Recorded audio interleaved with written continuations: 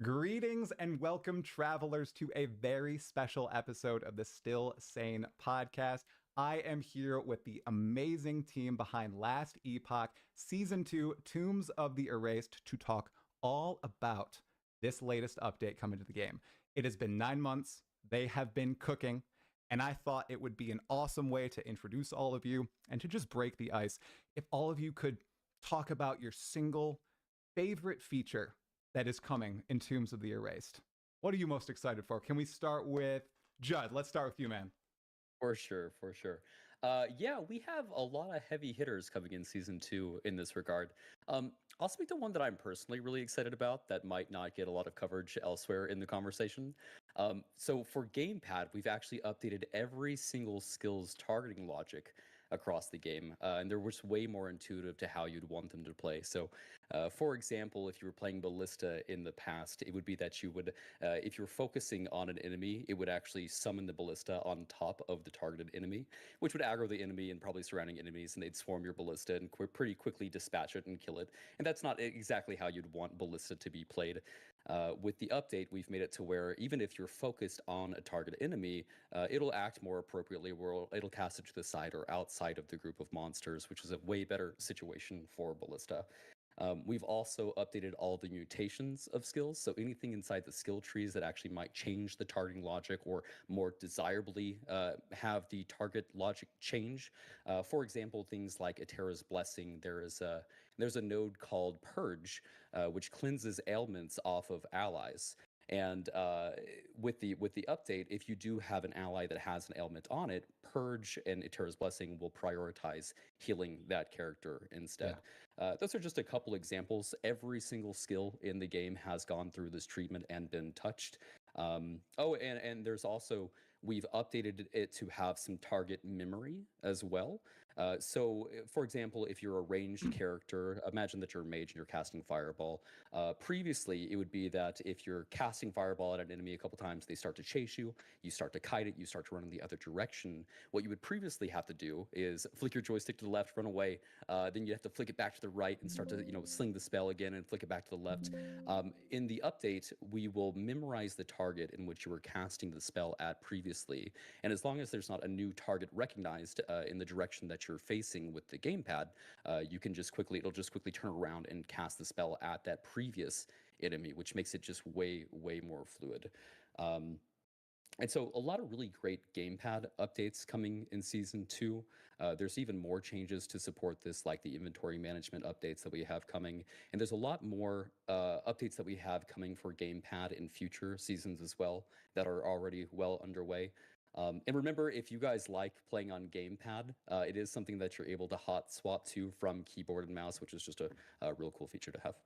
That's really exciting. I know a lot of people love the options, and there's a lot of, I think like older gamers too that really like the ease that gamepad provides. So that's awesome that you guys Yes. focused on that, man. Yes. It's very cool.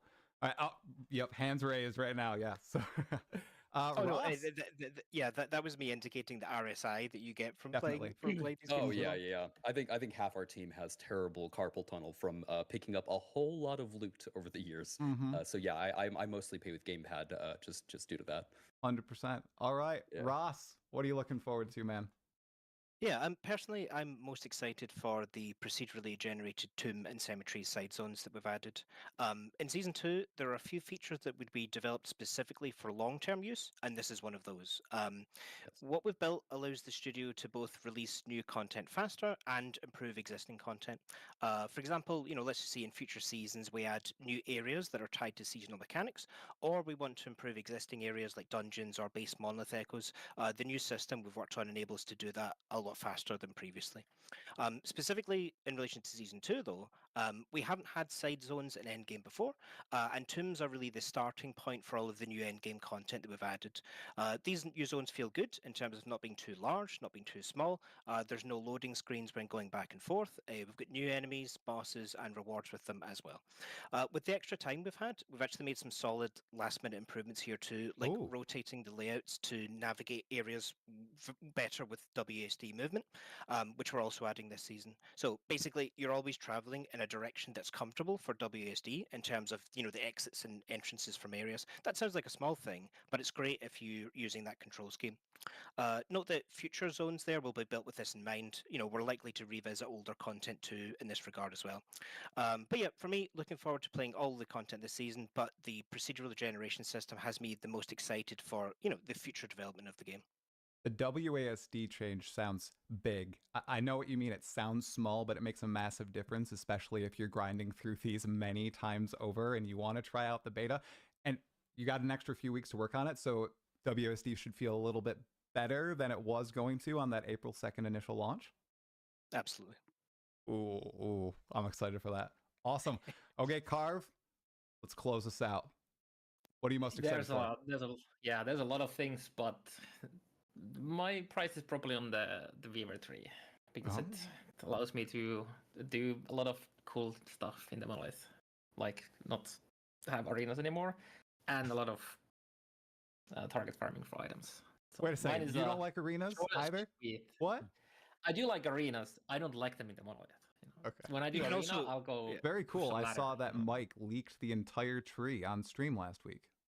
That we might maybe look at some nodes today, potentially at some point. Oh, okay.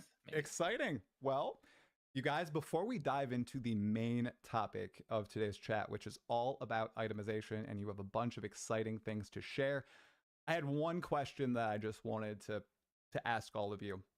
Because personally, I've played about 150 hours of Last Epoch. I'm not a blaster by any means, but I usually bounced in the end game.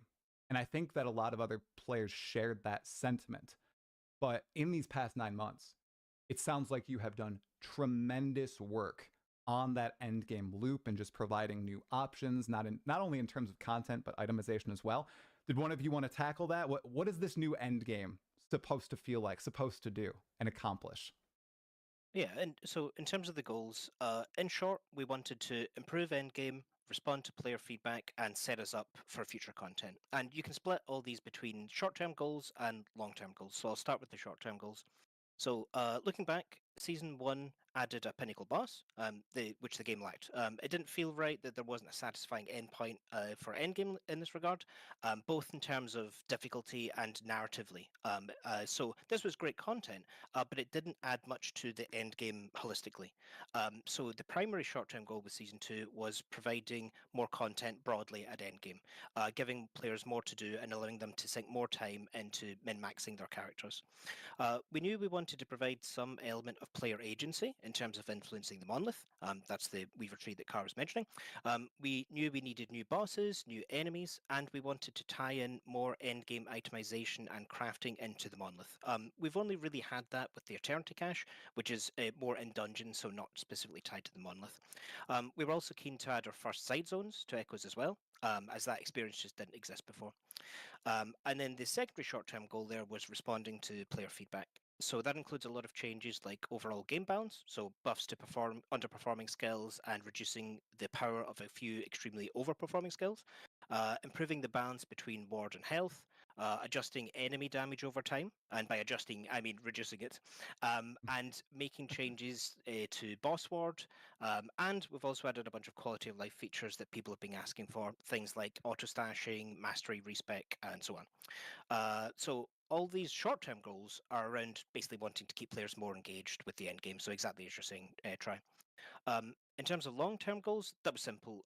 We knew we needed to develop a procedural generation system for long-term, as mentioned before, and we also wanted to add in mechanics in Season 2 that would also integrate well with future seasonal content of the game. So things like the Weaver Tree and Woven Echo Influence, those features will likely make an appearance when we're talking about future seasonal mechanics. So yeah, to recap, improve endgame, respond to player feedback, and just set things up nicely for the long term. The Woven Echoes look very interesting, especially the post from the first day of Hype Week yesterday, a few of the previews. I'm just very excited for the special encounters and the reward types that are locked behind those. And I know this, wasn't in my list, but Uber Avarath. Okay. How hard is he? Has anyone in the office downed him easily? Or is this like we'll leave it to the players to try to down this dude eventually? Carve, have you downed him? Yeah, I don't. I don't think there's been many people who have done it. Did you did you do it ethically, or was it a little bit of a dev build? Giving yourself some powerful items. I've done both. I've done both. Awesome. I think we've had some community tester members that have done it. Yeah. We have people spend a lot of time testing that fight. Should be pretty bug free, so that's good. Sweet. Okay. Well, that's exciting.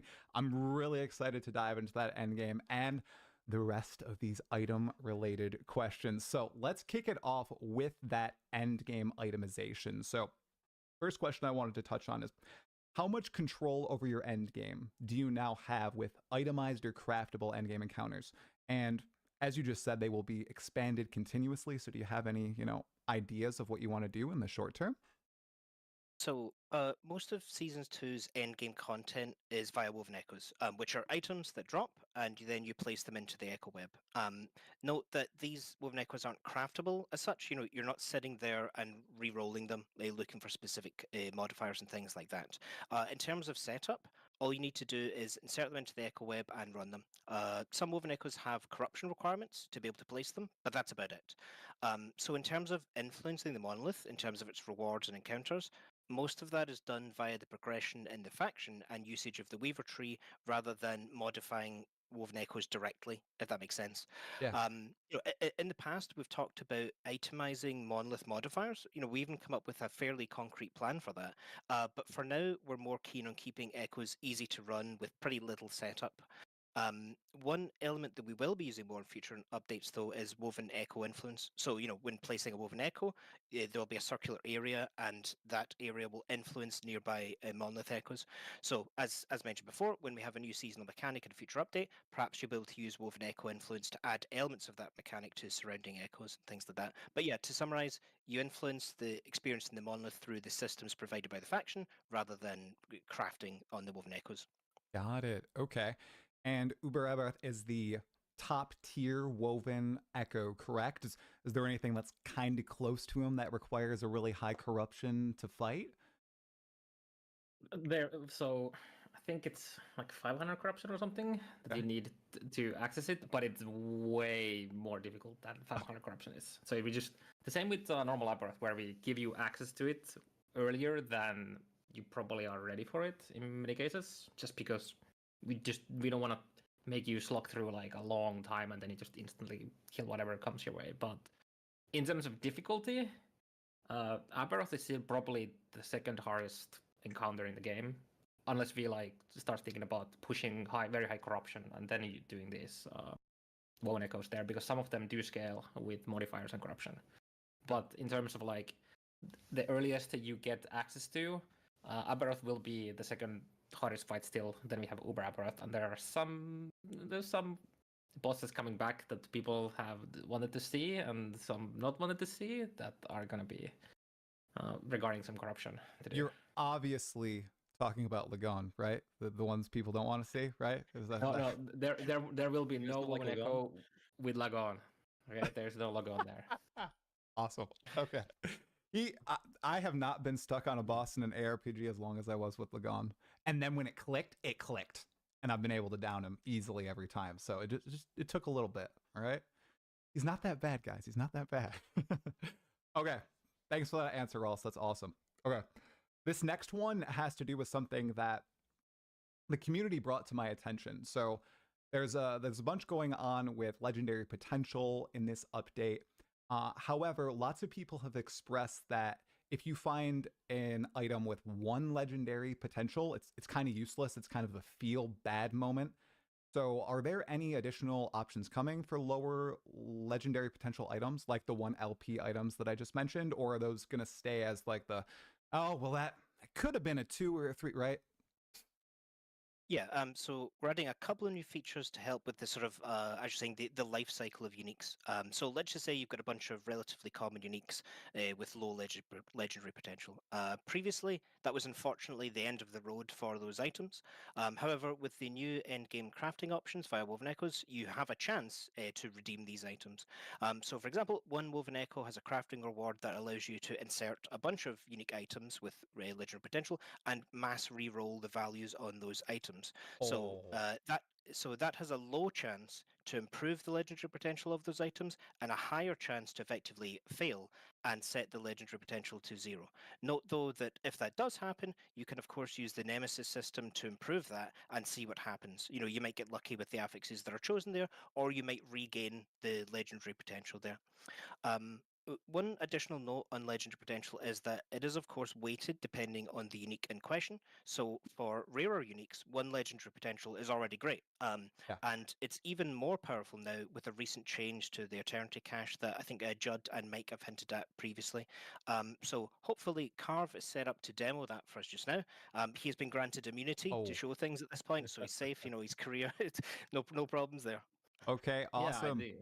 Sounds good. Carve, go for the screen share, and we'll swap you on over. Yeah. And before I actually show what it is, Oh, okay. we can do a All right, tiny here we bit go. of talking about why. Because there's a let me know when you have the I screen think open. it should be good. I'll look at chat one more time just to make sure it's all set. Chat, can you see the leaker's screen right now? Good to We're go. just teasing Go for here, it, Carve. okay? We're just teasing here, okay? We no leaking here.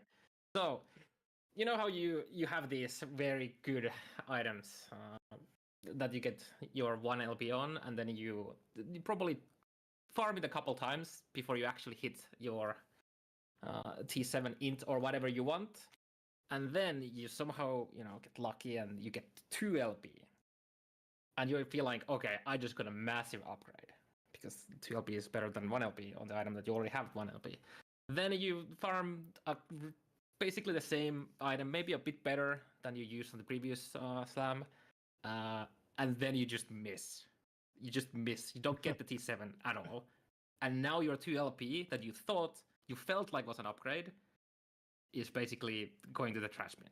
Well, there's a use case for that in season 2, but that item doesn't really go to the trash bin anymore because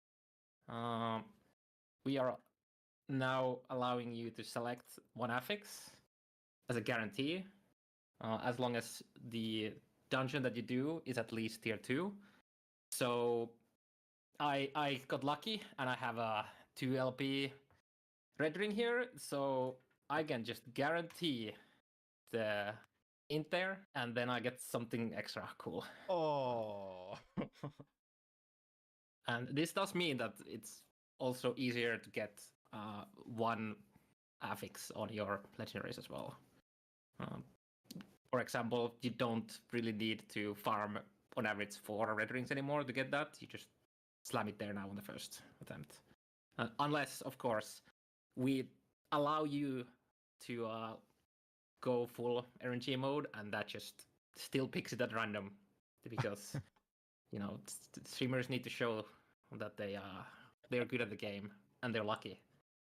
But yeah, for us peasants, we can just force on the one affix we want. The other affixes for like 2 LP, 3 LP are still gonna be random, of course. But yeah, That's it's awesome. gonna help a lot. People are freaking out. They're very, very excited for this change. That's awesome. You may have maybe deliberately missed out one potential thing that could happen here as well, Carve. Maybe you left that. Oh door yeah. So you know how you when you're crafting your normal items in the forge, and sometimes you get this nice sound, and instead of getting +1 tier, you get +2 tiers with the critical success.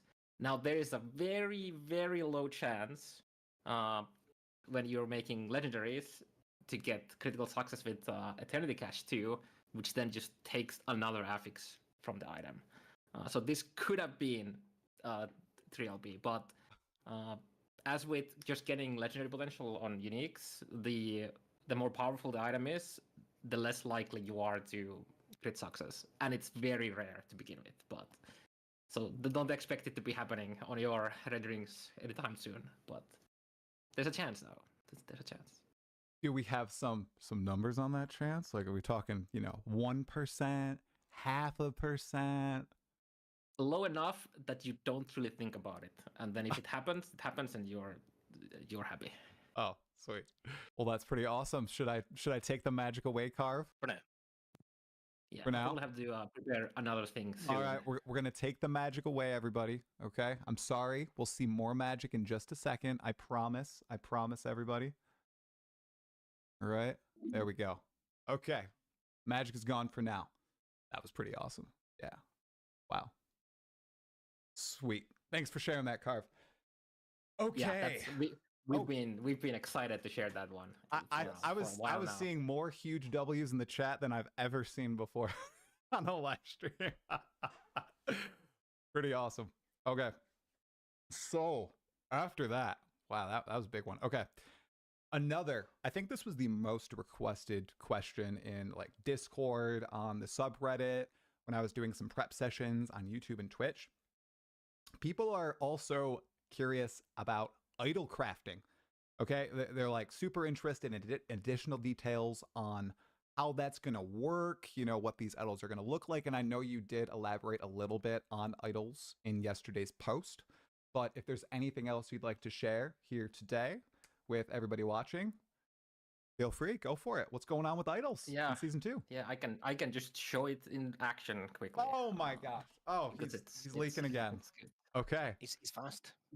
Oh, he's going again. Okay, yeah, you guys. Fast. Here we go. He's really fast. We're back in game. Go for it, man. Yeah, so when you complete tombs or cemeteries, or some of the woven echo versions of these, you'll see this little thingy here on my left side. And this is where you get to place your class-specific idols. So here I have a couple that don't have any enchants yet, and then here I have a couple that do have. Okay. So you simply put it here. I'm in a cemetery, so I have 2 uses. If this was on a tomb, it would be only be 1, and I'll just enchant it. It'll give it a new, usually a low tier. So this gave me a tier 2 enchant. These can go all the way to tier 7. And then it gives you some Weaver's Touch as well, which you see on the top on the item. So it has 4 Weaver's Touch. And just like Weaver's Will items, you can just go slay enemies and it'll upgrade. Or you can use, that's the wrong rune, another rune. You can use Rune of Weaving that will then convert some of that. In our case, it put all of it. And it just upgraded, so now I have a tier 6 of that. That's really interesting because generally you would actually get the second affix there as well. So that's an interesting coincidence. Let's see if we can get it on the other one. There we go. So here we have 2 new affixes, and they are tier 5 and tier 1. So we are missing, tier 8 total tiers? If you're very lucky, just like with Weaver's items, like Weaver's Will items, you can get up to double T7 here, which in Weaver's Will items would be like quadruple T7, but that's obviously very rare. So yeah, I'd expect people to get like tier 7 and then like tier 2, 3, maybe 4 on top or something like that. And of course, I didn't get what I wanted. Both of those affixes are kind of useless for me. So what I can do is for 500 Memory Ember, which is the currency that you can farm now for the faction, you can re-enchant this. So what it does, it just removes the existing affix or Weaver's Touch, and then it adds a new one. Could really lucky or unlucky getting the same one, but and then you can just keep doing this. So when you get your perfect normal affixes, then you'll just keep re-enchanting until you hit very high Weaver's Touch and the correct affixes on the enchant affix, and then done. So this is going to be a big sink for the Memory Ember. And Memory Amber, I was just going to ask really quick, that's only found in tombs and cemeteries, or can you find that in other, instances throughout the game? You can find it elsewhere too, but I would suspect most of your Memory Ember comes from doing tombs and cemeteries. Okay.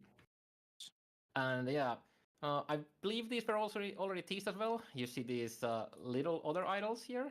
Mm-hmm. So obviously, since we're putting more power into class-specific idols, the normal, like the 1x1 and 2x1 and 1x2 idols would get left behind. So in these tombs and cemeteries, you can find new subtypes of these smaller idols. You can find minor, small. I think minor was small Lagonian previously, so we renamed that.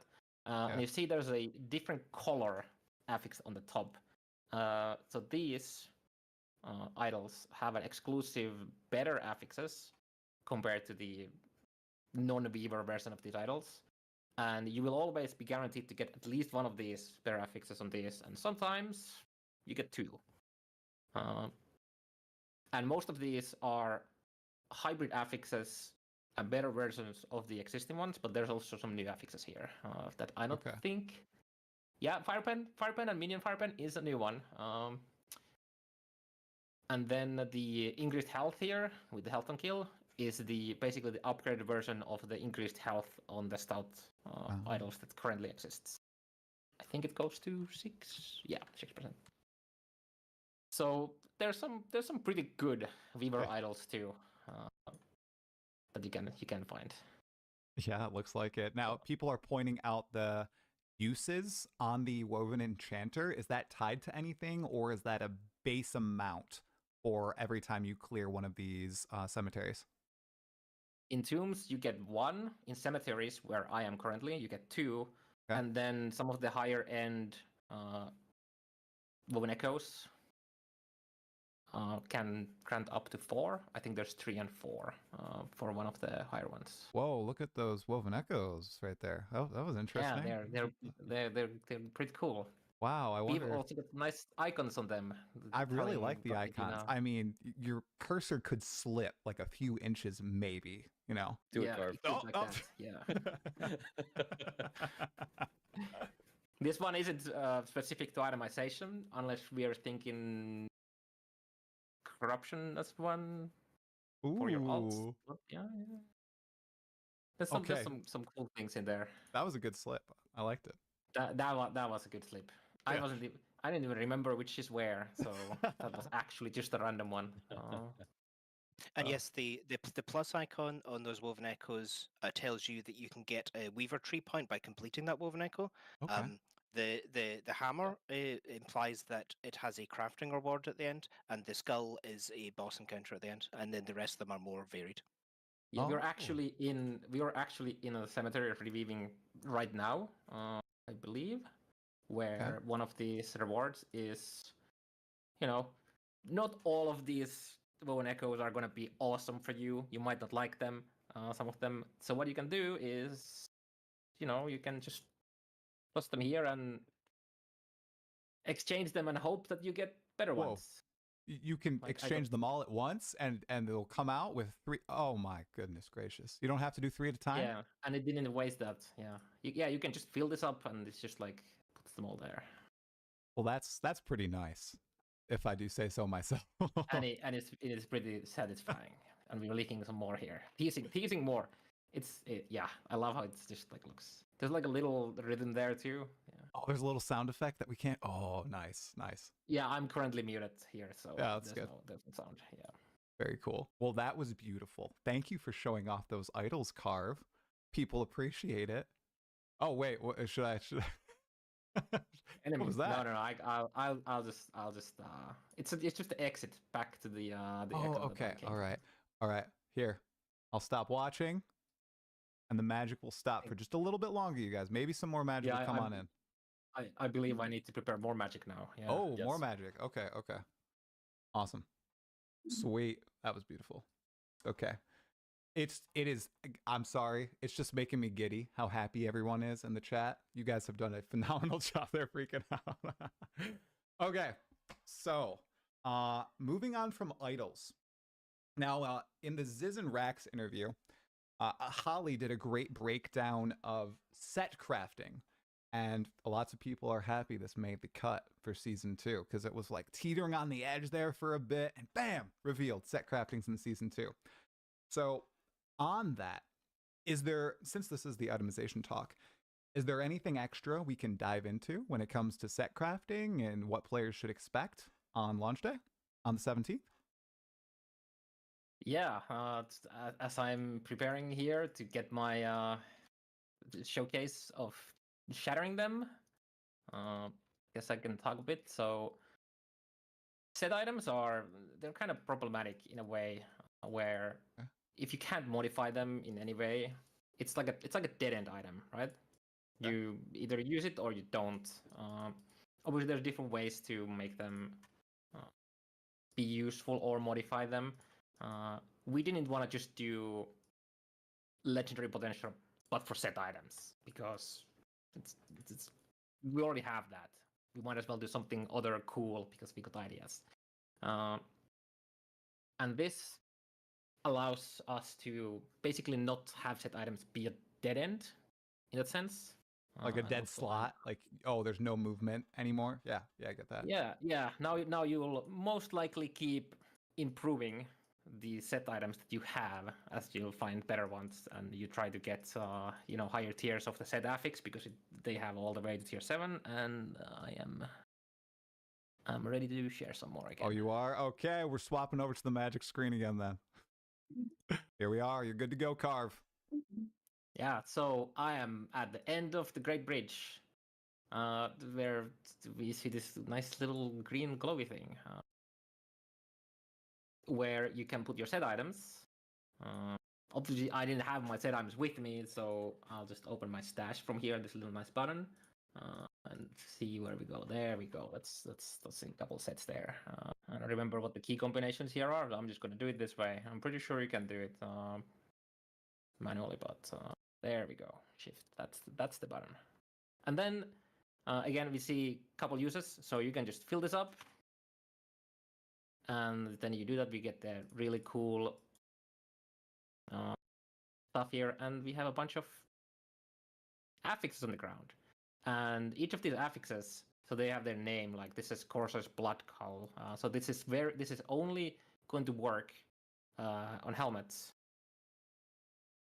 And we can probably craft maybe some set items. Maybe I'll show you some.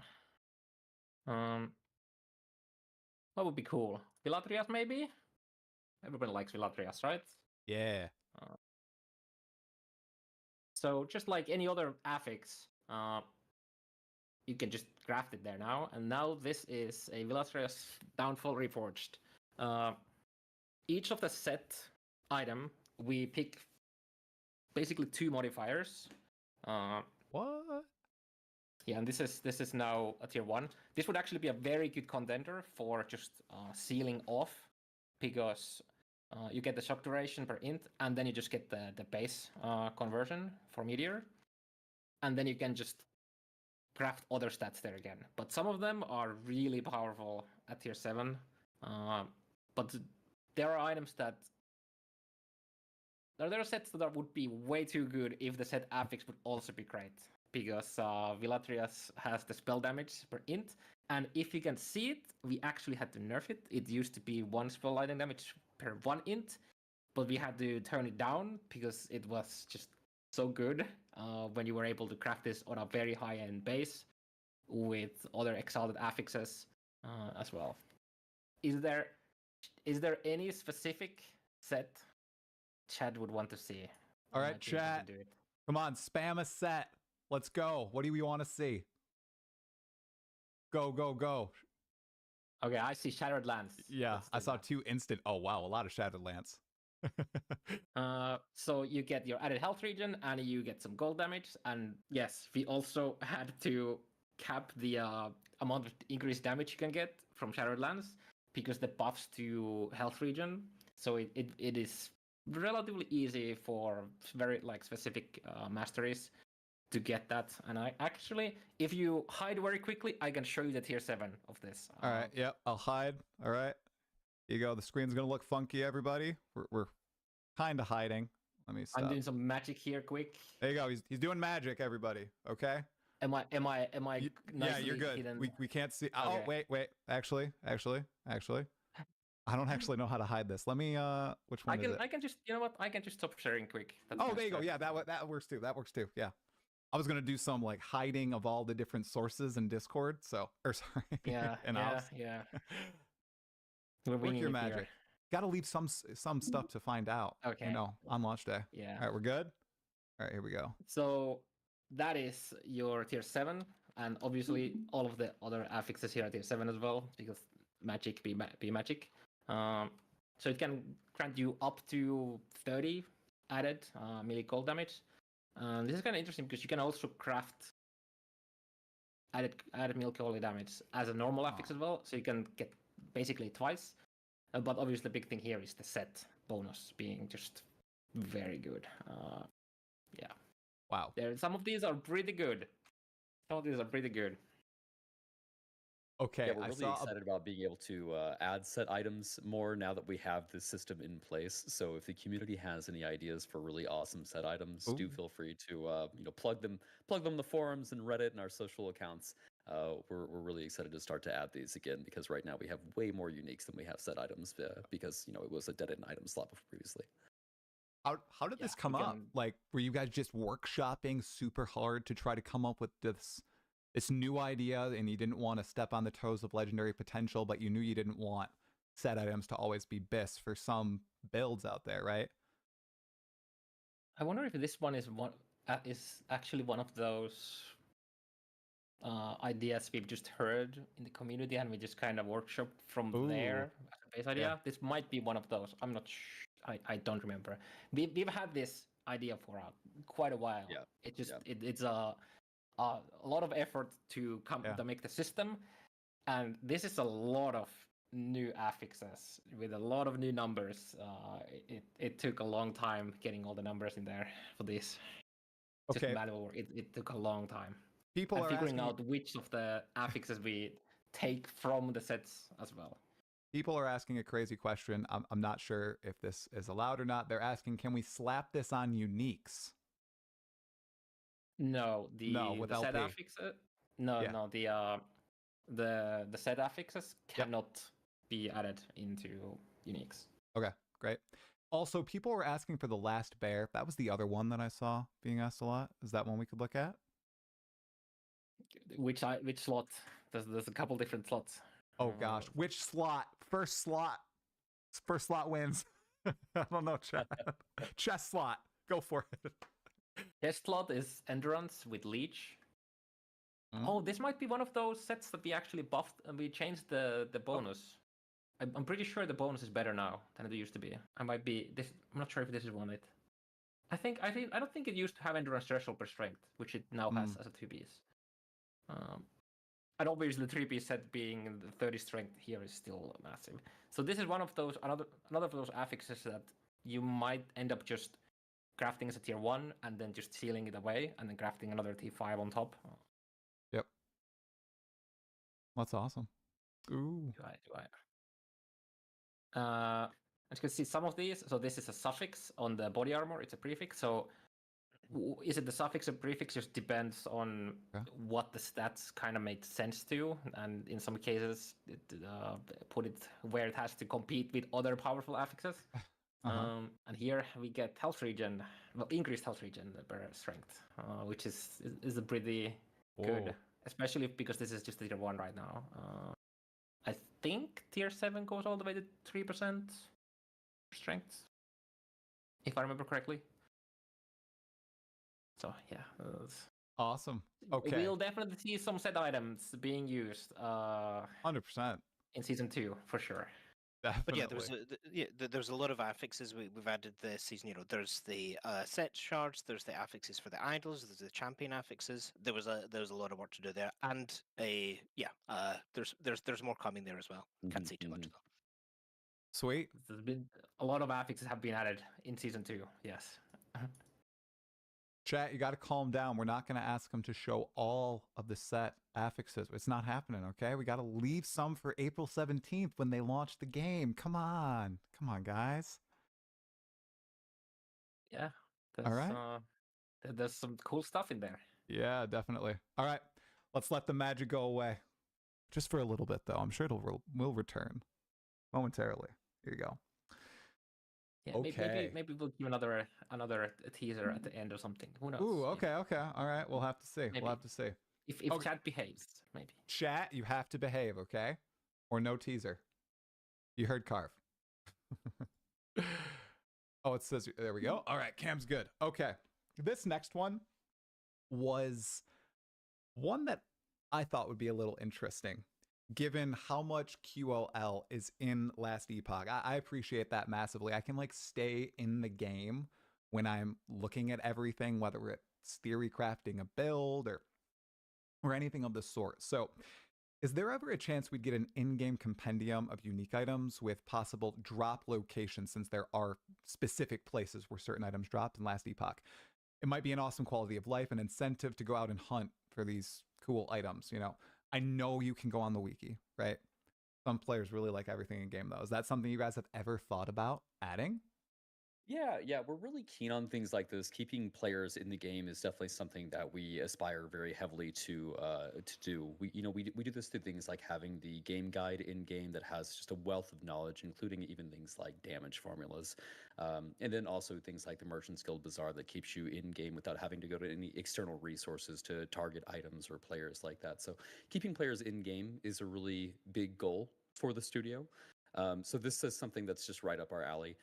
Maybe this takes shape as something like a bestiary or something of that nature. I think long ago we actually had a decent mock-up for a bestiary, and I do think that this would be a very good value add, especially as we continue to add more and more unique items that are attached to certain activities or behind certain boss loot tables. So yeah, I think that's something that we absolutely could and would benefit from doing. Um, I think we have something. What is the number of uniques that we have now in the game after this Oh, patch? We're gosh. gonna have over 300 or something like that, guys. A lot, yes. It's a More, lot. more than that. Yeah, it's And a lot. more will come. Yeah. It's getting up there. So yeah, I think it's something that we could absolutely do. If anybody has any suggestions on how you guys would like to see that implemented, again, we would be very happy to take a look at that. And if it's something the community wants and it's something that we can achieve, yeah, it's something that's again right up our alley. That's sweet. Exciting. Now you're all over 300 unique items now. With every update, are you guys looking to hit like a certain number or threshold of uniques added, or is it more like, hey, if we have good ideas, we're gonna try to make them work, and if they make it through all the sprints and everything and they're good to go, we'll ship them. Sure. Yeah, I think we want to be adding uniques enough that it hits a wide number of players, play styles, character builds, et cetera, et cetera. And with the amount of masteries we have, that number is, of course, a little bit larger here. So we're trending to have kind of a similar amount for each of these large updates. And I think that's something that will continue to stay at that level or increase over time. Oh wow. There are things that, implementing a unique item is really it's fairly low lift for the amount of payoff, and we really enjoy doing it. They're just fun things for the team to actually go and brainstorm and implement. So yeah, it's something that we definitely are not going to slow down on making unique items. And now that we have set items in a better spot, we'll start to see the variety of items like this vary a little bit more as well. Good to hear. And I might have Yeah. totally missed this in the press already released. Set items, are there any new ones coming in this update, or is that for future updates? I don't know if there is any more new ones coming because there was such a large effort in getting the So set getting all the affixes. crafting Yeah. across the line. Right. It was something that we were, I mean, it was probably towards the third week of March or something like that. We were like, can we get this across the line in Oh time? my gosh. And we did. We slid into the garage door as it was closing with the set crafting, but very glad that we did. It's something that we've been really excited about, something that we've had on our minds for a very long time. We've always been pushing for certain uniques to exist inside the game. Like we've had this idea for a beekeepers set. For some reason, we as a studio love bees, and so we have lots of bee items in the BPS builds. And so with that, we'll be able to implement some of these fun ideas that the team has been talking about for at this point years. So Okay. One more total tangent question. You love bees. You seem to love capybaras too, and so does the community. Could there be, I know there's a cosmetic coming in the game, but maybe you actually weave that into gameplay at some point in the future? Capybara army sounds pretty cool too. Maybe. yeah, do you guys want to see an army of capybaras destroying your enemies? Is that what chat wants? Um, Very I possible. wonder how. I bet the animation team would have a really good time with that. I'm not sure if we're gonna do a capybara swarm of enemies. We'll see. We'll see. I had to throw that in there. Okay. For sure. Everybody's spamming yes, God, yes. Okay. Of course. Okay, this next question is I'd say one of the age-old great questions of ARPGs. And it's like a hot button topic in the genre right now, especially. And I'd love to hear your guys' thoughts on it. So, some ARPGs rely on best in slot items being picked up off the floor or being crafted. Are you happy where Last Epoch currently sits on this axis, or do you think it'll move more and more toward the best items being crafted from scratch as more items are available? Of course, there are lots of different systems in Last Epoch right now that allow, dropped items to be incredible. But with all this awesome stuff implemented, is it going to, lead more toward that crafting end? What do you guys think about it? Yeah, the short answer is that we don't want to make you spend, hours and hours on just in town crafting items. We'd rather want to see you go slay some enemies and find items and then improve them. That's why we have like the exalted stuff, for example. Like you cannot craft it. You still have even with the new crafting items, like the runes, you still have to get those exalted items to drop before you can modify them further. So yeah, I don't think Last Epoch is gonna be able to, or I don't think you're going to be able to see in Last Epoch stuff where you pick up an item base and then you craft it from the ground up to be the best in slot. Yeah, I don't think that's going to be the case. We value finding items a lot, and then just allow you to modify them different ways. Well, yeah, minimal downtime is nice. It's like the Woven Echoes, right? It's you're making choices on your tree, and then you're just running the Woven Echoes. You're not spending time, trying to craft and go to the bench and do a whole bunch of stuff there too. So that's nice. Playing monsters is fun. I would agree with you. And then having those awesome hits of dopamine when you get those awesome slams. So yeah, that sounds great. Okay. So here's another one that I'm curious about. So in your eyes, is there an ideal mix of unique items and other rarity gear? Or is it truly a build by build determining factor? So kind of meaning do you think that full unique character builds should exist in your game en masse? Or are the best in slot items almost always going to be those highest tier non-unique rarity? This is an interesting one because we are not very specifically trying to make you always have a different item rarities on your gear. It's more so some builds just end up working with a hybrid of having some exalted in season 2 sets and then legendaries. Maybe in the future we'll have some items that further incentivize you to stack, I don't know, different sets or something like that, or exalted, and you get bonuses from that. So yeah, I don't think we are very specifically trying to make sure that never happens. Yeah. But with the set rework now, we're definitely gonna be seeing less of full legendaries than before, which is, I'd say, is definitely a good thing. But that's more so because set items are now just, again, good in to use, not so that we want you to always have a mix. I'd expect there still to be builds that are going to be eventually just using legendaries. And in the future, we might just get some other, rarities that go in the mix. Who knows? Definitely. So we like to have open, our options open. Yeah, more options is always good. Now, something that we've been seeing, throughout this chat, we saw a little glimpse earlier. Woven Echoes. It sounds like everybody's very excited about the introduction of these. So I'm curious, what other cool itemization changes might be coming with the introduction of Woven Echoes in Tombs of the Erased?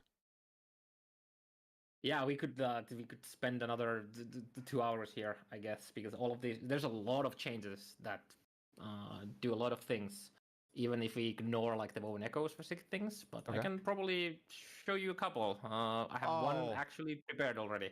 Already prepared? Okay, magic happening. Here we go. I'm ready. Yes, magic is happening. and I believe Ross mentioned this earlier at the very beginning a bit, where having some things on those 1 LP, 2 LP items like that. Like for example, let's take Aberrant Tongue of the Aberrant Seer, for example. This is a item that is quite likely to be able to roll 3 or 4 legendary potential compared to a lot of other items like Red Ring, for example. But if you find this with 1 LP, this is basically a dead item. This doesn't really have a use. 0 LP would be better because you could just toss it into the Nemesis deck and hope to get something good, or it would have to be at least like 3. So, one of the things coming this season is the ability to reroll the LP on uniques that have at least 1 legendary potential. And if it doesn't go up, it's going to go back to 0. And again, so what happens here is it basically considers it as finding the item again, and then it checks for the legendary potential. If the legendary potential is not higher than the item when it's here in the Woven Potential bench, it is going to go to 0. And then you get another chance to upgrade through the Nemesis deck. But sometimes you get an upgrade, and that's pretty cool. Don't expect your Red Rings to get extra LP again, because they are already very unlikely to get it with LP to begin with. But there's a point where, let's say that you're playing a build that has 2 Red Rings, and you have your tier 7 already on both of them. So the next upgrade would be to get a 2 LP version, right? So now there is a chance to get that. So when you find that 1 LP Red Ring, it's not a dead item now. You have a chance to get it, make an upgrade. Well, 2 chances. First here, and then when it most likely fails, on the egg from the Nemesis. So I'm gonna expect some of these are gonna go to 2 LP, and all of these are gonna go to 0. But yeah, here we go. And as you can see on the side here, we have some crafting, affix shards, and that is because Weaver is. She doesn't want to take all of your things, so when she takes away your legendary potential from items, she'll give you back some affix shards. So all of these obviously went to 0 LP, as one would expect. Most of these are probably going to be 0 as well. Let's see if we get, there we go, 2 LP. But most of these are 0, which then allows you to then send them back to the Nemesis egg, and you might get 1 LP back, or you might get legendary affixes and whatnot. So now we have a method for these items that don't really do anything to have more chances to be useful. Right. And then another cool thing, which was teased, I think, in the original trailer, that people thought was going to be this, which was the unique reroll. So I can probably go set that up, actually, real quick. Well, I'll just stop my screen. The Ross or Judd can probably talk a tiny bit while I'm going to do that. Go. You good? We don't want to reveal any secrets. It's pretty exciting. So in the update, we have 36 different unique woven echoes coming.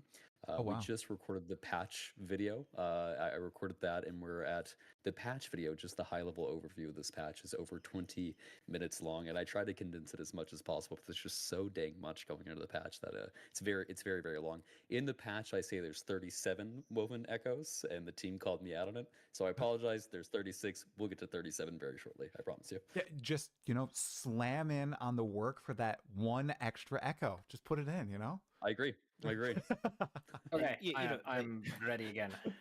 All right, you ready? All right, go for it.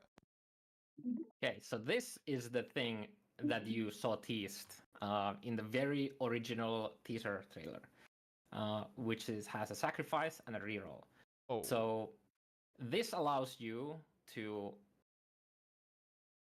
Do I have another? Yeah. So this allows you to sacrifice a unique or set item or Weaver's Wheel item to reroll the implicit. So in here, the movement speed would be an implicit, which already is the highest roll, and then the actual affixes as well, which also happen to be at max because this is a dev modded item.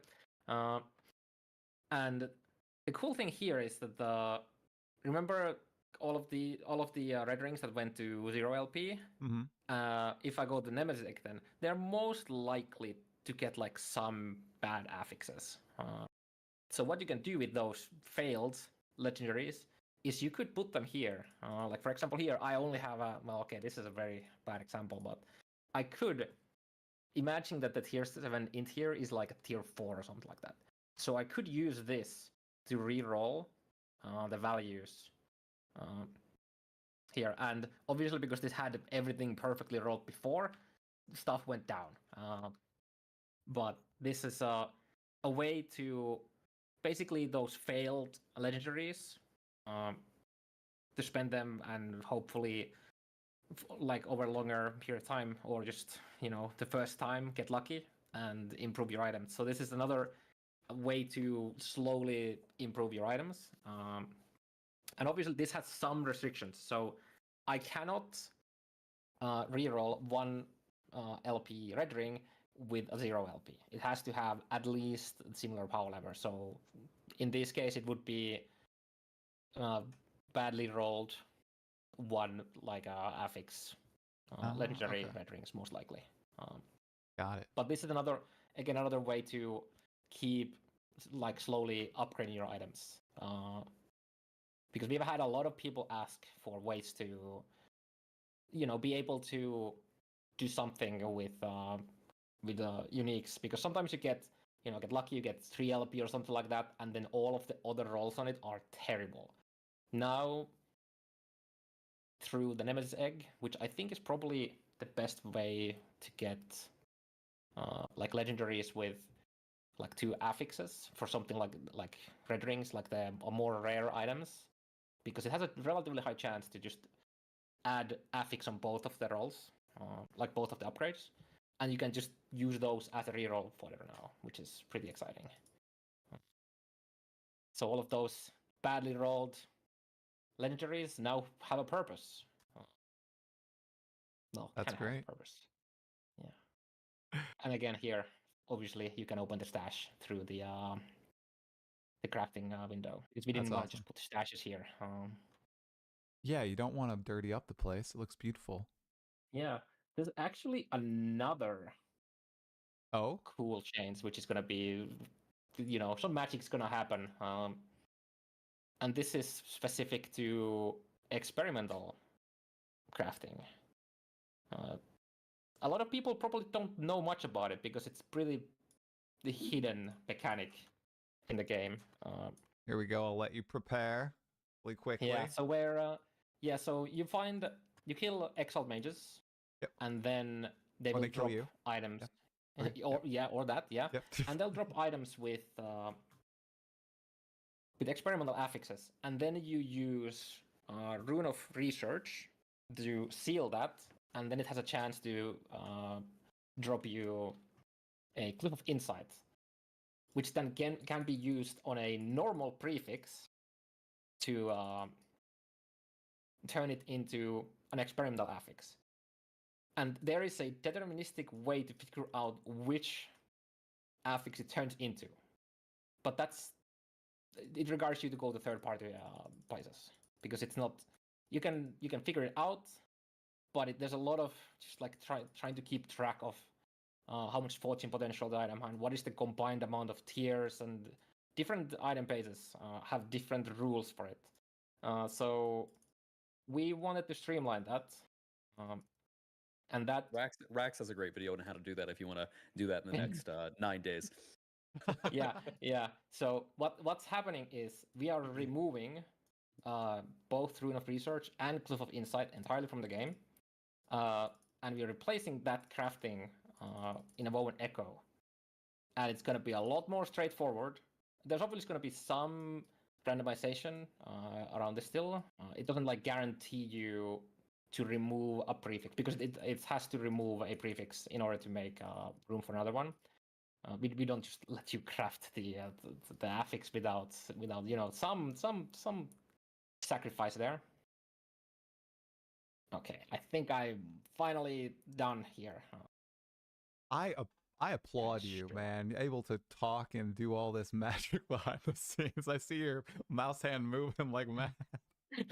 Go for it. Oh, goodness. All right. Okay. Yeah. So here I just run one of the bone echoes that has the device that I'm not gonna try to pronounce. Someone with better English can do that. Thaumaturgy. Thaumaturgy. Yeah. Thank you. I had to look that up when I was recording the patch, but I was like, how do you say this? Yeah. So what you'll do is you put either boots, gloves, or belt here, and you can just pick the affix that you want to put onto your item now. And there's a couple things. So it has to have 2 prefixes, and then it randomly replaces one of those prefixes and puts the experimental affix there. Not the Like that. bees. Oh, did I get kicked Oh yeah, out? this is definitely not a teaser, but at least one of the experimental affixes has been changed. So the experimental zombies one is now bees. There we go. It took one of the affix out and it put bees summoner and potion use there because bees are awesome, right? Oh, yeah. I think that was one of the first uniques I got. I didn't understand what was happening, but I was annihilating everything in the first few acts, and it was just the bees. You know, wasn't even a minion build. Yeah, the beekeeper's gloves, I think. Probably. Yep, that's it. Yep. Yeah. That's awesome. So now it's a lot easier to get experimental affixes in items. One thing that obviously, since we don't have Rune of Research anymore, which was a guaranteed seal, regardless of the tier on the experimental affix, this I think it can give you an exalted affix, but the better way here is to just simply use the Rune of Havoc, right? You have an item, you have like a suffix, exalt or something like that. You craft the experimental affix, and then you just Rune of Havoc and hope that it hits the experimental affix. So it's a lot easier and more streamlined to try to get high tier experimental affixes on the correct item basis, because item bases are very important. So very cool. I see a few quick questions on these in the chat. Can you seal this mod? Yes, with Cliff of Despair. Yeah, you can still seal it, but obviously that means that you cannot seal higher than a tier 4 experimental affix anymore. But so the absolute top end amount of tiers on an experimental item has gone down, but it comes with a trade-off of being able to actually craft them on items that you want way more easily now. Very cool. You might actually be using them now. Can you put experimental items or experimental affixes on exalted items? I think you may have mentioned that you could. Am I wrong? Oh yes. And that is how you're most likely going to be having exalted experimental affixes, because you just craft the lower tier. Like for example, this is tier 4. So I could technically be able to Cliff of Despair this, but the odds are pretty low.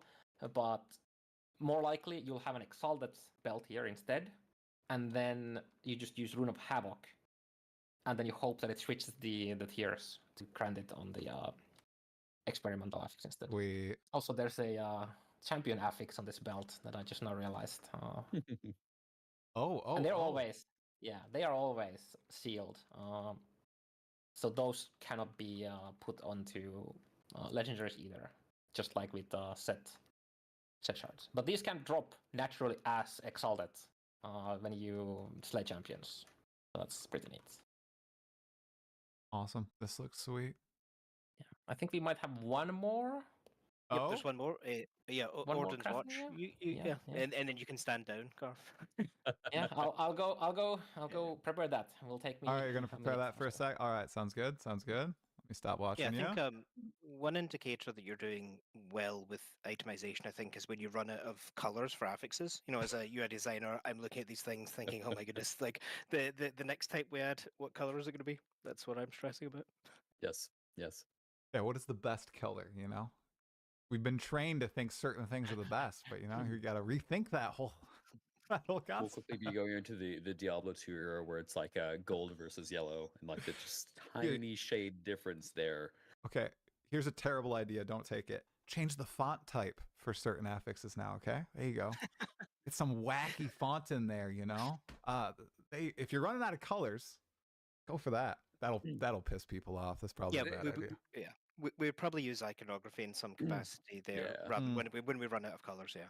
Yeah. I don't know if everybody knows that, but we actually commissioned a what do you call them?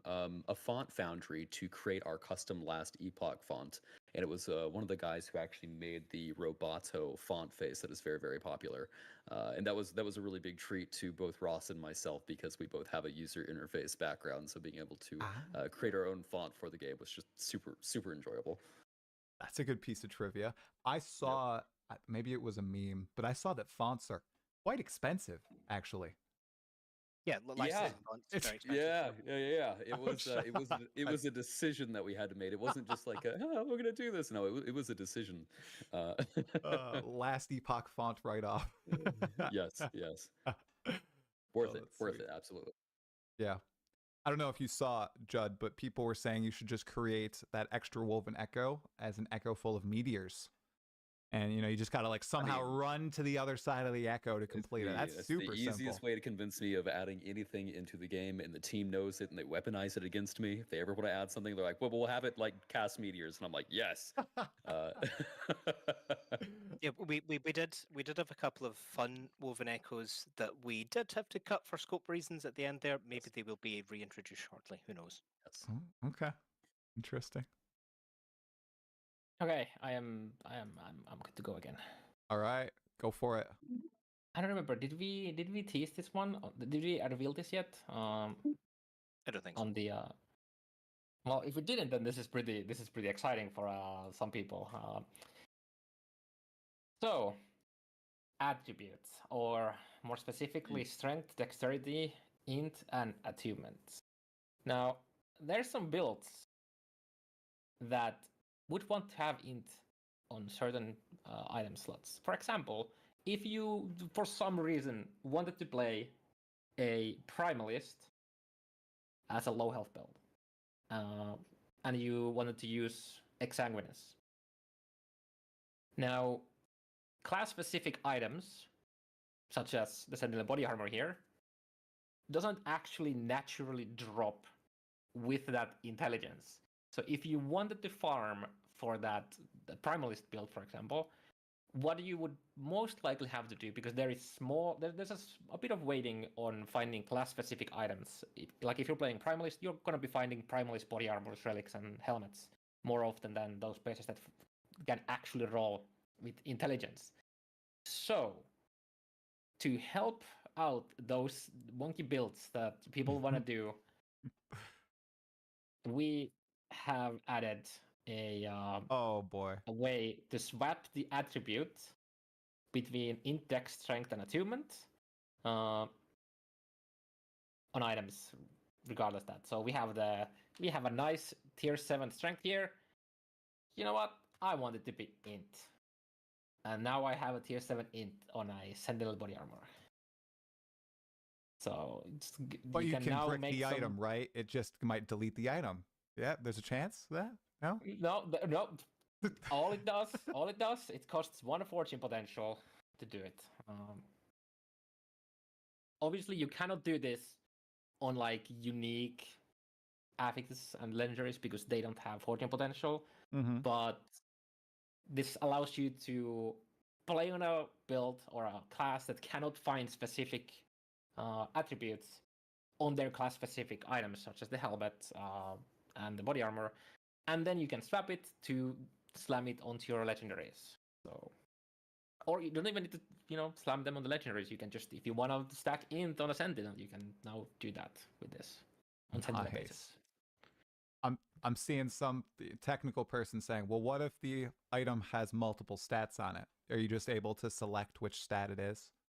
Swap it over? And you can- yeah. Look at that. Look at that QOL. You guys thought ahead. Look at that. That's sweet. I'm pretty sure we had the case where we had the base and then we tried it and then somebody had found an item with two attributes and they're like, wait a minute. And then we had to adjust. Rewind. I'm pretty sure this is one of those cases. Yeah. Oh, that's good. What are you guys starting on the 17th? Because you guys are going to log in, right? Any favorite class? 100%. I'm so torn between Heartseeker and either a Paladin or a Void Knight. I can't decide. Not having to stop to cast Devouring Orb sounds really fun. I really want to do that, but I cannot do that over Heartseeker. Yeah, the D2 Bolazon is very deep on me as well. Yes. You guys are drawing me in with back? the Sentinel. Yeah, we're back. Okay, they didn't get to see what happens if there's two attributes. You just get to choose the attribute, guys. They were smart. Big shock. EHG was smart, everybody. Yeah, and obviously all attributes cannot be swapped because it's all attributes. And Vitality isn't swappable.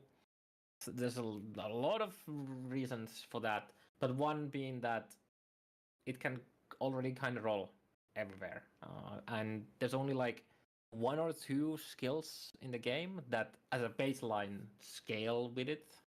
So it's not like, I don't want to say it's not a core attribute, but it's kind of not compared to the other four. And we wouldn't be allowing you to get Vitality on bases that it wouldn't roll normally, because that just puts more pressure onto your prefix as well, because now your prefix can also provide you health through Vitality.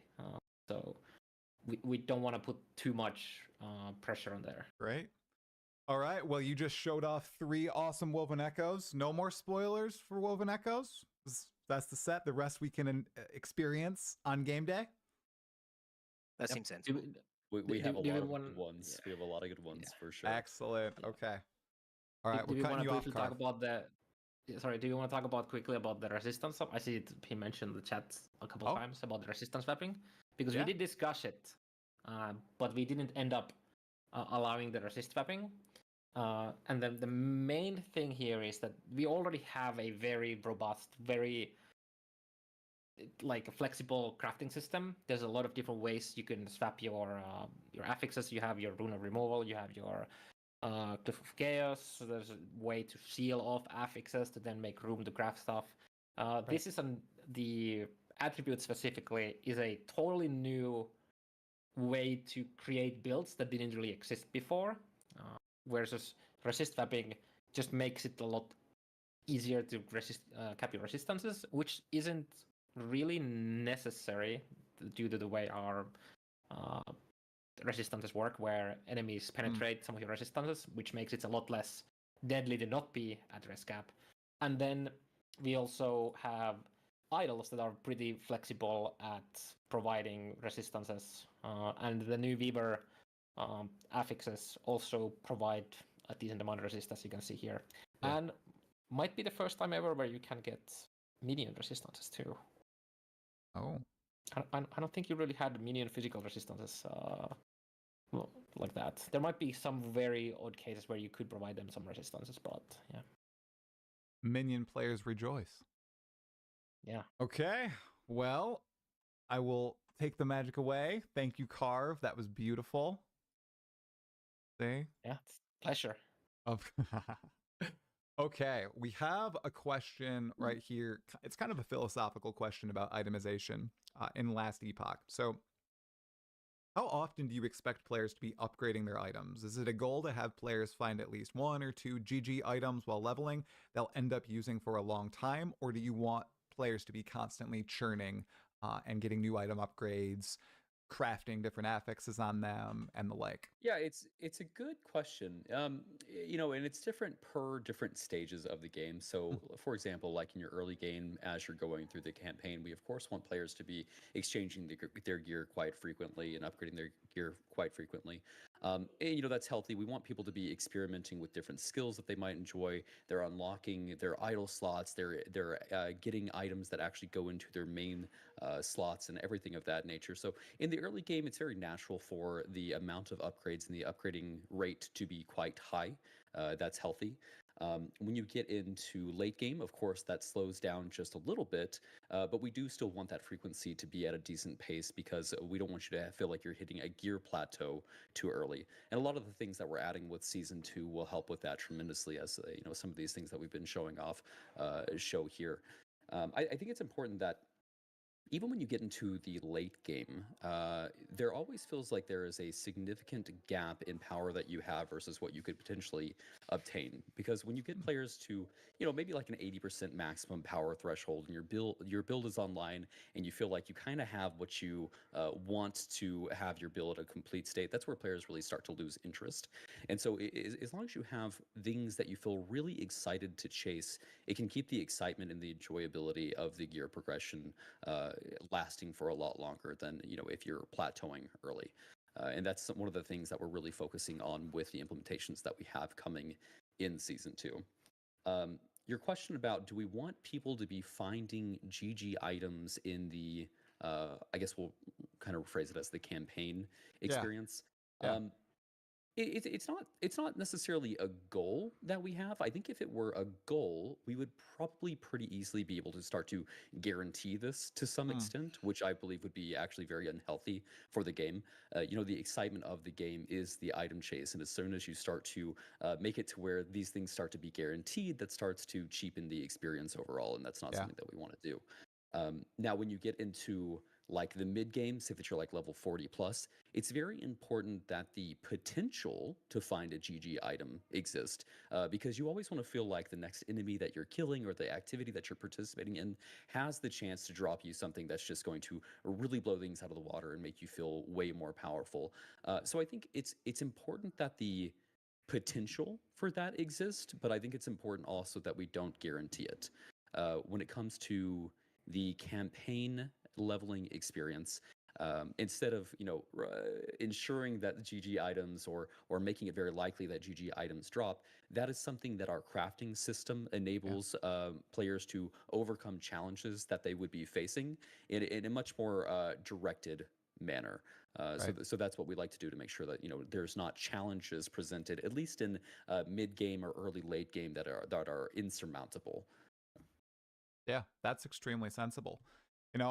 The only GG item I felt like I found was the Beekeeper's gauntlets when I was playing for the first time. I mean, I didn't replace those for quite some time. I couldn't get rid of them, but yeah, and it's a great feeling whenever you find something like that 100%. That you're like, heck, this is awesome. Right. This campaign experience is going to be really unique because I found this thing and I'm really excited to have this. But if we were to guarantee that, I think that that's not a good experience. Yeah, totally agree. Awesome. Thanks, Judd. Okay, here's a fun one. All right. Lots of games have items that have huge downsides, like they disable item slots, they completely remove some vector of scaling on your build, but they also come with tremendous upsides. With you guys bringing in a lot of unique items into the game with this patch, with future patches, and maybe set items in the future, is that something you might be looking into leaning into? I think it's fair to say we are keen on unique item design that revolves around the problem-solving aspect of balancing big downsides with powerful upsides. That just feels good when making a build. It makes you feel smart when you're working around those elements. We already have build enabling uniques with negative effects that you need to work around. For example, Zithara's amulet, which disables both health regen and leech for a more multiplier for fizz damage. I think it's fair to say though there that we don't have any uniques that are truly wacky or iconic in that category. Where there are extreme downsides like you're talking about, like say disabling all of your idols and then a really game-breaking powerful benefit to offset that. I think of the 25 new uniques in season 2, I don't think any of those rely around downsides to work around. I can't say too much about it, but in future seasons, there may be more unique item categories or systems that allow us to lean into more risky territory here, in terms of that design space. But too early to share anything on that at the moment, unfortunately. Are those the primeval items? Oh, I'm going back to last year's. Is that what that category is called? That was primordial. Primordial. And perhaps Oh, I'm so upset at myself. I was close. Okay. Yeah. Well, it's exciting to hear. There's a couple items in the season 2 that do have a downside kind of stuff. For example, actually I'm thinking about 4 amulets. There's 4 amulets. Well, one of the amulets has like 3 different versions of it, but all of those have like a downside of you have to curse yourself, and then like to get a benefit. And then there's the focus amulet that after some balancing during the CT testing and whatnot, looks a bit different from what it was teased on the back in I don't know how long ago, when we just like showed a bunch of uniques on the original like season 2 teaser trailer. So you are like focus normally doesn't allow you to move while channeling. So the amulet allows you to move while channeling, which is the big upside. But then the downside is that you're gonna be channeling. You're getting less mana while you're doing that. You're gonna have less armor while doing that. And then I think there's probably another downside that I can't remember right now. But we do have these items, but we don't have like Ross said, we don't have like this crazy, nothing happen. Like you can't do anything if you have this item equipped. I think the biggest downside item that I can think of that doesn't really even have an upside would be the veteran boots, which is basically just a challenge item. But yeah, we don't often make items that just completely brick your build like immediately or regard like absolute massive investment for it to be good. But a lot of the uniques we do change the way your uniques, like not uniques, your skills work, which then requires you to build them differently. So yeah, They're always exciting. I love having problems to solve. I love that designing uniques. So that amulet sounds cool. That's a new one you said, the focus one? Yeah, I can probably show it at some point. Maybe. Oh, stall with one more question. Yeah, there's probably something other thing we want to show, and I can. Oh, okay. Well, I have a great stalling question then. Okay, I've seen it spammed in the chat. Everybody is looking at Carve's shirt, your hat, Judd. Real life merch store win. Is this even a possibility in the future? Maybe associated with supporter packs, which were actually teased, not released yet, right? Just recently. Correct. Is this coming maybe in the future? Yeah. I think the answer here is very likely yes. It's something that we really enjoy. The team internally is always asking for additional merch for sure. So it's something that as the team grows in size and we're able to support the logistics of something like that, I think we're very keen as a studio to start to do that. And if we do, it will likely take shape in terms of supporter packs. T-shirts are kind of the bread and butter there, but I would be really interested to see if there's other cool, unique physical type items that we could be creating. One thing that I've had in mind, and this is not happening, this is not underway, so don't read into this too much. But I really want a physical epoch. And yes. Have you seen those little desk items that use magnetism to float an item? I really want one of those with a little epoch artifact. So if the dream comes true, we'll have physical merch at some point, and maybe we can even have some really cool items like that. Yeah. That sounds awesome. Got to make the dream come true, you guys. We want our physical epochs. That's great. Absolutely. We all want merch inside the company. Yes, we do. Yeah. We do. The poor embroidery lady down the street. We're still not like a large operation in that manner whatsoever. So there's a little lady down the street that does our embroidery, and we just give her so much work just for the team, team. Definitely. All right, Carve. Did we stall long enough with the merch question? Oh yes. Oh, we did. Oh, excellent. Yeah. Okay. I'm ready. Go. So You're first good. of all, yeah, we can take a look at the I believe this has already been posted on Reddit as a clarification, because we had the old version in the mega thread. So we have shown this already. I think this is actually the maximum rolls you can get on the mana guide now. And this basically turns focus into, you could say it's like a warpath then, because now you're channeling and things happened around. And this was very powerful in the original form. Like, we had to nerf it multiple times because how strong it was. But yeah, that's it. And then other things on the teaser and somewhere else, we might have shown cocooned items. Oh, here we go. Yeah, so cocooned uniques. I believe the only way to obtain these is just it's a echo like objective. So normally one of your echo objectives, like, slay a champion or exalt mage. Oh yeah, these are new ones. And then like the boss or complete like beacon and stuff like that. So one of the new objectives is to slay enemies until you find these cocooned uniques.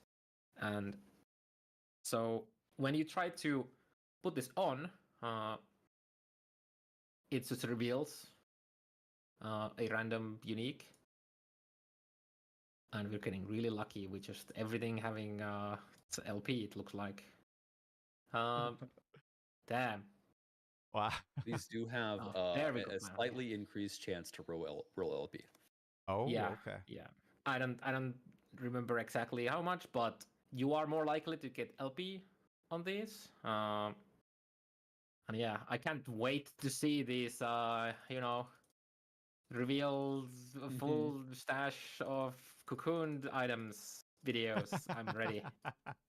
Oh, there's some uniques here. I see. Oh, we gotta look at them. Oh, yeah. Right? I mean, if they're rolling, Yeah, it's that fate. looks like it looks like a new unique, which was one of my mentioning, where just stacking curses helps, and you can get curses on other masteries than being a warlock. Basically, a lot of the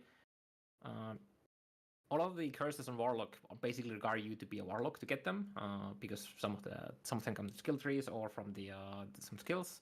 So if you are playing acolyte but not a warlock, such as a necromancer for minions, you can get some other cool curses for them. So yeah. Okay, dude, that item art. Oh my gosh, that's incredible. Oh yeah. Yeah. There's a different. There's a couple different versions. I think there's 3 different versions of this. Oh. So these, yeah, there's a Bone Curse, Inflicts Penance, Decrepify, and then Acid Skin is the last one. These are kind of cool. And I think we might have mentioned something about the Weaver tree. We might want to look at. Oh yeah, I mean, go for it. Yeah. Do you need some time to prepare? No, I can just. Oh I can wow, just here we open go. it. Okay. Yeah, I can just open it. So yeah, we have a lot of cool customization, and it might look like a small tree at first, but most of these nodes have multiple points you can put in them, so you can. Did Carp just freeze? Oh, I think he did. Oh, you guys didn't shut him down, did you? Did you cut him off? We pulled the plug on him. We talked to HR. We're like, pull the plug. He's showing too much. Oh, see, he was unveiling everything. I believe there's like. Here he is. Yep. Oh, he's back. And since we are talking about itemization, Carve, can you hear us? You're back, Carve. Yes, I can hear you. Oh, okay, cool. you were away for about 20-30 seconds there. Oh, he didn't. You had ended at like, it looks like it's a small skilled small tree. Okay. Multiple points. Yeah. Yes. Most of these points, you can put multiple points in them to get a higher benefit of what the node provides. Like, for example, you have some loot lizard spawn rates. They come from caches. You can get some more lizard tails and guaranteed unique item whenever you unburden loot lizards. Since we don't slay them, we help them. And since True. we are in an itemization discussion, we might want to take a look or discuss some of these a bit. So we have these cool nodes in the tree that allow you to imprint an item in there. So, for example, do I happen to have some? Let's say that for there. So you can imprint these items into the Weaver tree, and then when you do specific things, for example, in this one, when you get echo rewards, you have a chance to get similar items to what you have imprinted here. So for example, it could provide bone amulets because that's the base. It could provide uniques because it's a unique. In the cases of exalted items, etc., or like legendaries, affixes that are there, or a combination of them.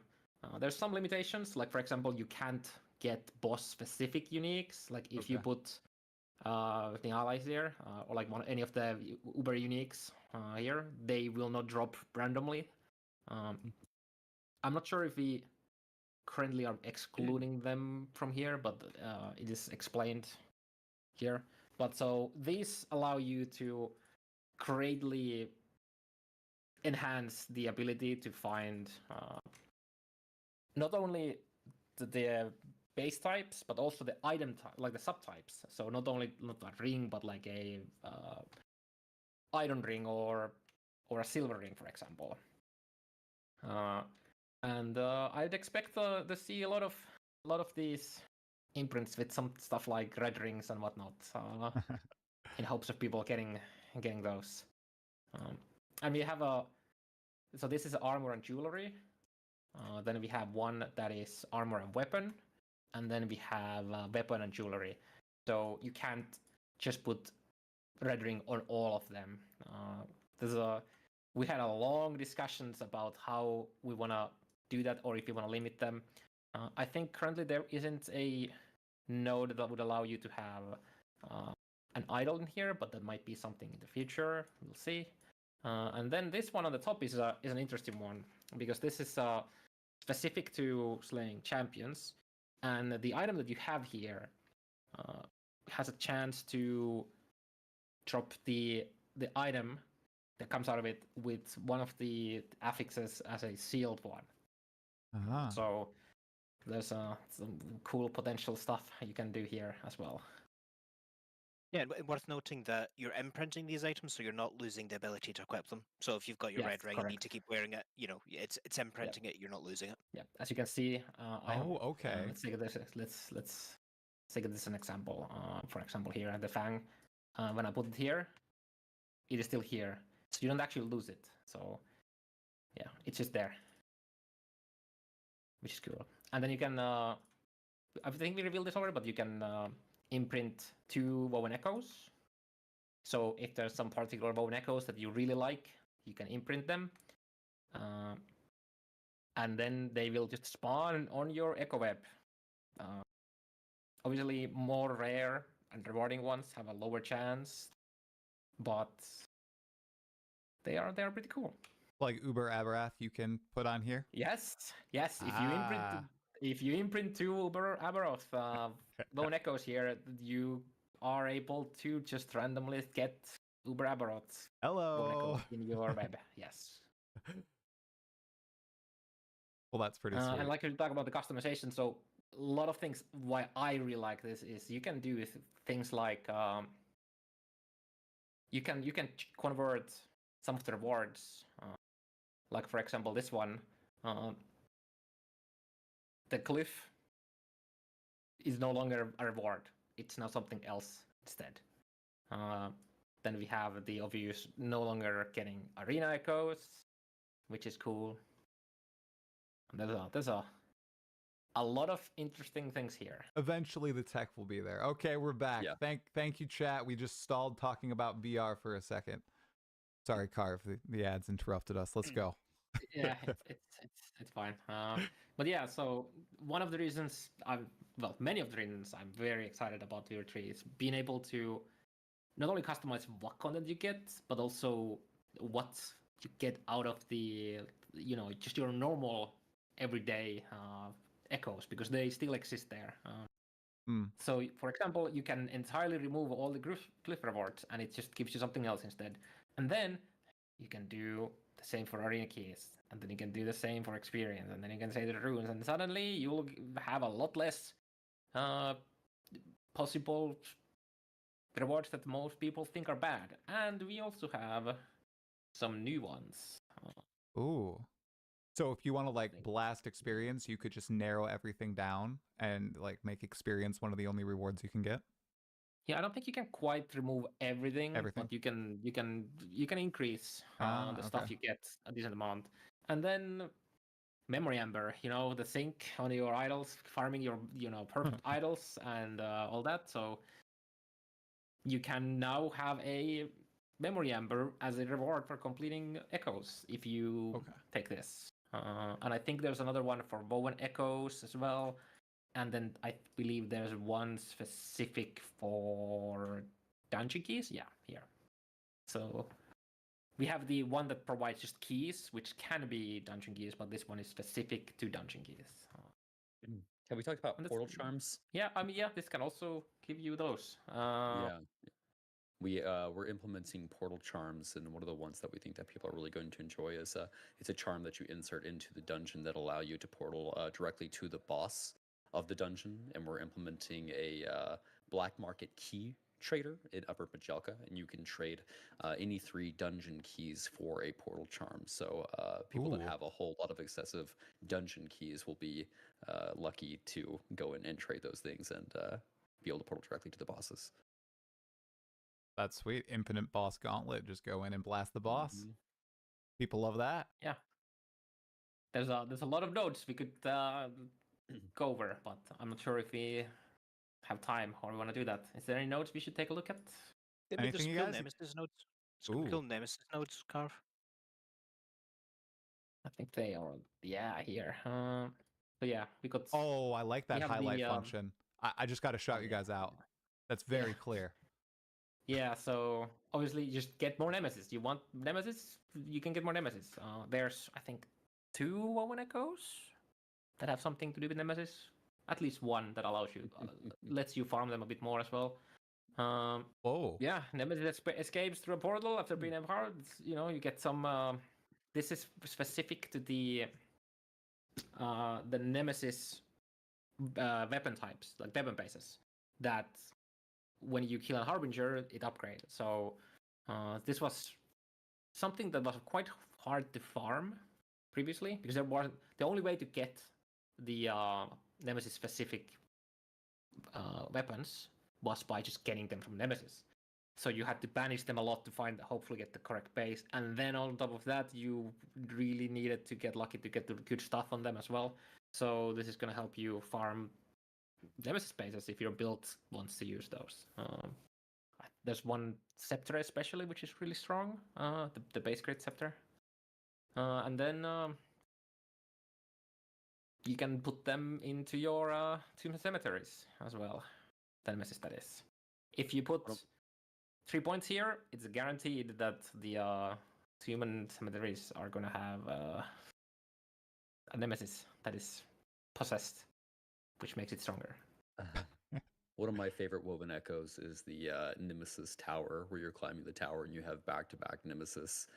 People are really going to enjoy that one because you get to see the evolution of the items very rapidly. My favorite by far, just the Abyssal Trap, where Shade just pops into your Echo and wants to have a chat.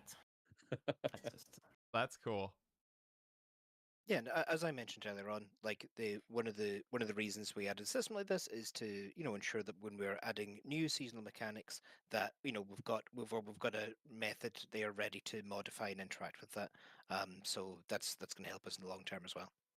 And do you think when you add a new seasonal mechanic, you might immediately add it to the Weaver tree, or will you wait to see if the community enjoys it and then add it post-season if it ends up staying in the game? Yeah, I think at the moment, anything we're adding seasonally is added to the base game. I don't think we're Right. at a point where we wouldn't add a system like Nemesis and then take it away because it's too valuable. The game needs more of those random encounters. At a Mhm. certain point, that would be the case. But we're probably a wee bit far out from doing that at Yeah. the moment. Nice. Now that I was on a shade, I got another thing I wanted to really mention is, and this is pretty relevant for items. So farming items from shade. When we added or when we buffed the corruption catch-up, so if you have a one timeline at a very high corruption, and then you want to farm shade at like a lower corruption because it's faster or whatever, safer. What ended up happening is your timeline went up in corruption because you killed shade through the corruption catch-up. And then what you had to do is you had to do the echo in the middle at the start to lower the corruption again, and then go farm another shade. And it was just really tedious, annoying little thing that we totally missed on that because we wanted to buff the corruption catch-up, and there were people who wanted to farm shade at a very specific lower corruption than their highest is. So now if you take this node, you can farm shade in that specific corruption and it doesn't increase the corruption anymore with the catch-up mechanic. So any shade farmers who want to do very specific corruption, here's a note for you. Player agency, gotta love it. Yeah. There's a lot of good stuff in here. Yeah, there is. Something maybe trivial popped into my head, Judd, when you talked about climbing the tower with the Nemesis. Yeah. Are all of these Woven Echoes new environments, like new maps? I know that might seem like little. I'm just a big fan of new places, and I saw one that looked like it was on an island in the middle of the ocean, and some monster was swimming around. Are these all new or a mix? I think the majority of them are brand new. Yeah. Oh, the vast majority. Yeah, the vast majority of them brand new. Some of them are like That's new, big. and also in the sense of maybe using the ancient era, which is more to come there. But yeah, I think the original plan was maybe to have more and reuse existing echo layouts. However, that didn't seem right to do at the same time as adding Big. procedural generation and things like that. So yeah, we did put a bit more effort into have them feeling much more unique. I love that. Yeah, there's a couple very unique style Woven Echoes. And we wanted to. We had a lot of ideas for a lot of different, totally different mechanics and whatnot. But I'd expect some of those to come in the future, hopefully. Exciting. Because we obviously needed to get all of the must-have kind of thing, like all of the new itemization related Woven Echoes, and then just all the cool bosses and whatnot. Right. But we have a couple of really cool fun ones there. But yeah, I think it's time for me to take off the streaming again, so you can see our there you go. faces. There we go. All right, you guys, that was beautiful. The Weaver Tree. Now, before I get to my final question for all of you, is there anything else you guys would like to show for Tombs of the Erased? Anything else? I think life-wise, the picking up crafting materials and having those automatically be sent to your crafting panel is just one of my favorite things coming with this patch as somebody who plays on gamepad. People on keyboard and mouse will also benefit greatly from that. That's a very, very good update. And then the inventory tabs, being able to have keys and Woven Echoes and your items be stored in different inventory tabs is a really good quality of life thing. Definitely. Also, if you're a veteran player as well, your monolith progression through normal timelines is shared with characters that have access to that stash. So it's less of a slog to get through the monolith. If you know what you're doing on your alt characters, you've already gear for them, and you know how to play the game, you'll be able to test more builds out faster. Nice. Did we mention that you will be able to use keys to respawn in dungeons, either at the floor that you were on or at the boss? Oh. We didn't. Now we have. Yeah. Yes, that's a good one. That's a good one. For all those people dying to that girl, I can't. Her name is escaping me. The Chronomancer girl. Jorah. Jorah, yeah. Liberty. Oh god. Oh yeah. Yeah. Now, again, on hardcore, don't do that. It's not going to save you. It's not going to save you. But for our softcore players, it's helpful. Yeah. All right. We got some other cool things coming in as well that we haven't revealed yet, I think. Ooh. I mean, Yeah. it's going to be an exciting day, you guys. And I think we all know, there's going to be a lot of new and returning players flocking to Last Epoch for this massive update. You guys had, I think it's 9 months to cook, and you guys cooked a feast. Okay. Do you have any message to all these people that are going to be trying out Last Epoch when it drops April 17th? Like, what is your advice from you three? You're logging into Ellie the first time, character select, you load in. What do you tell them? Yeah, I think for me, I've got a very specific way of playing RPGs where, a lot of people recommend that you play Last Epoch without a build guide. Just play yourself, learn the game that way, and I think that's a correct way to do it. I like to hedge my bets though. In general, I look up build guides. I look up, skills being used to understand if I would like to play that type of content, and then I'll bookmark that guide, but I won't use it, and then I'll proceed through the game myself. And if things work out, I make the same decisions as that, as the build creator, and I get to feel smart about that. Or if I'm struggling, I get something to fall back on. And I think for me, that's the way to do it, because you get to feel smart if you make the right decisions there, but you've also got a backup plan if things aren't going so well and you're having trouble scaling into empowered monoliths. Yeah, piggybacking off that, yeah, getting in there and just following the fun with the skill system and the crafting system that we have, you should be able to go in there and make a build that will at least be able to get through the campaign. And if you end up finding that you're in a challenging position and you're just not powerful enough to get past a certain progression point, you can open the crafting panel and add some add some shards to gear. It's a very easy way to go and get through the campaign without having to follow a build guide or anything of that nature. Also, just in case people aren't aware, we have this really robust in-game guide. Press G to open that up. It's got an absolute wealth of knowledge and everything that you'll need to know to be successful in the game. So again, yeah, don't feel like you need to follow a build guide. I will say that there are a lot of really fantastic creators that put a lot of love and effort into making build guides that are really enjoyable and really good, really easy to follow. So it's great if you do like to do that. There's a lot of great creators that you can go and support in that way as well. My two things would be to go watch a streamer because there's Twitch drops. To get big. some cool MTX, and then the other one would be to keep your chat open to really live the through the all the fun and hype and everything that people are chatting on the and helping each other. And even if you're an offline player, instead of going full offline mode, you could go just through offline while having a chat to be able to chat with people while playing, to not feel so alone, even though there's a lot of people who like to play alone, but I especially like to just chat with people. Like I'm gonna be chatting in hardcore for sure. Awesome. You got to share your drops in global. You just have to do it. It makes the game feel so much funner. Oh yeah, just link all the GG stuff that you get from Nemesis early on, because you can get tier 7s from Nemesis with on legendaries and whatnot. You just link those on chat and you just like, oh, what is that? It's good times. Your hardcore deaths or achievements will also be in chat via announcements as well. That's something new to season 2. Oh, that's so cool. That's awesome. So you can at the start of a season you can feel, you can live vicariously through others. That's how I do it. That is exciting. Love those. Yeah, I'm not sure if that has been told before. I'm not sure if that. I think that's what Carv was kind of hinting around. Yeah, I was trying to go around it, but yeah. Yeah. We're really excited to get that across the line for sure. It'll be a good one.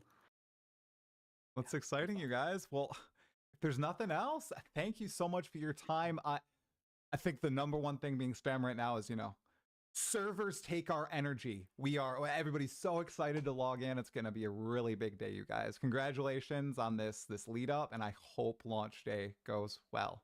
I really do. Thanks so much, Try. It was an absolute pleasure getting to chat. 100%. Awesome. I'll talk to you all later. I'll see you in game as well. Do or stuff like that. we're very on the go in, have fun, you get out, then you go into the next one instead of setting up half an hour to go in and then do a bunch of stuff. Fair enough. What you guys talked about in the teaser was showing the inventory tabs, right? Can we assume that these juicers, if you will be available in a separate tab, or will we have our inventory clogged up with these? Every single they Echo are- has a slot on the tab, yes. Just to verify. Yeah, they each have their own individual slots that they go into, and there's an option to have them go directly there automatically without having to sort them there manually. They just go in. They never touch your inventory if you don't want them to. If you do want them to go into your inventory, you can. Okay, so you can If move you- them out yeah. if you want to. Okay. Yeah, I like yeah, that, you can. Yeah, you can. I think it's shift right click. You can just spam those, and they will be dropped from the inventory to the ground if you want to. And obviously, you can just pick them up on your inventory and then press the button to slurp them in at the same time if you like that. But yeah, they will all be with you all the time. And I think it's also shared between the stash. So yeah, you'll just have them there with you all the time.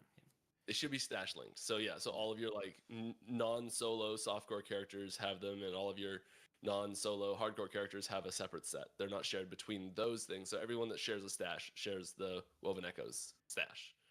Okay, I do have a follow-up question then. I mean, it sounds great, and I love the idea of player agency. Same thing with the whole shards being automatic and assumed, crafting shards that is, or you can choose to have them in your inventory to click the transfer button. I have no idea who's psychopathic, like the psychopaths that would actually want to do that, but they exist. However, these things being itemized, if you will, to become an actual physical item, if you will, that kind of brings up the question whether or not are they tradable and giftable as well.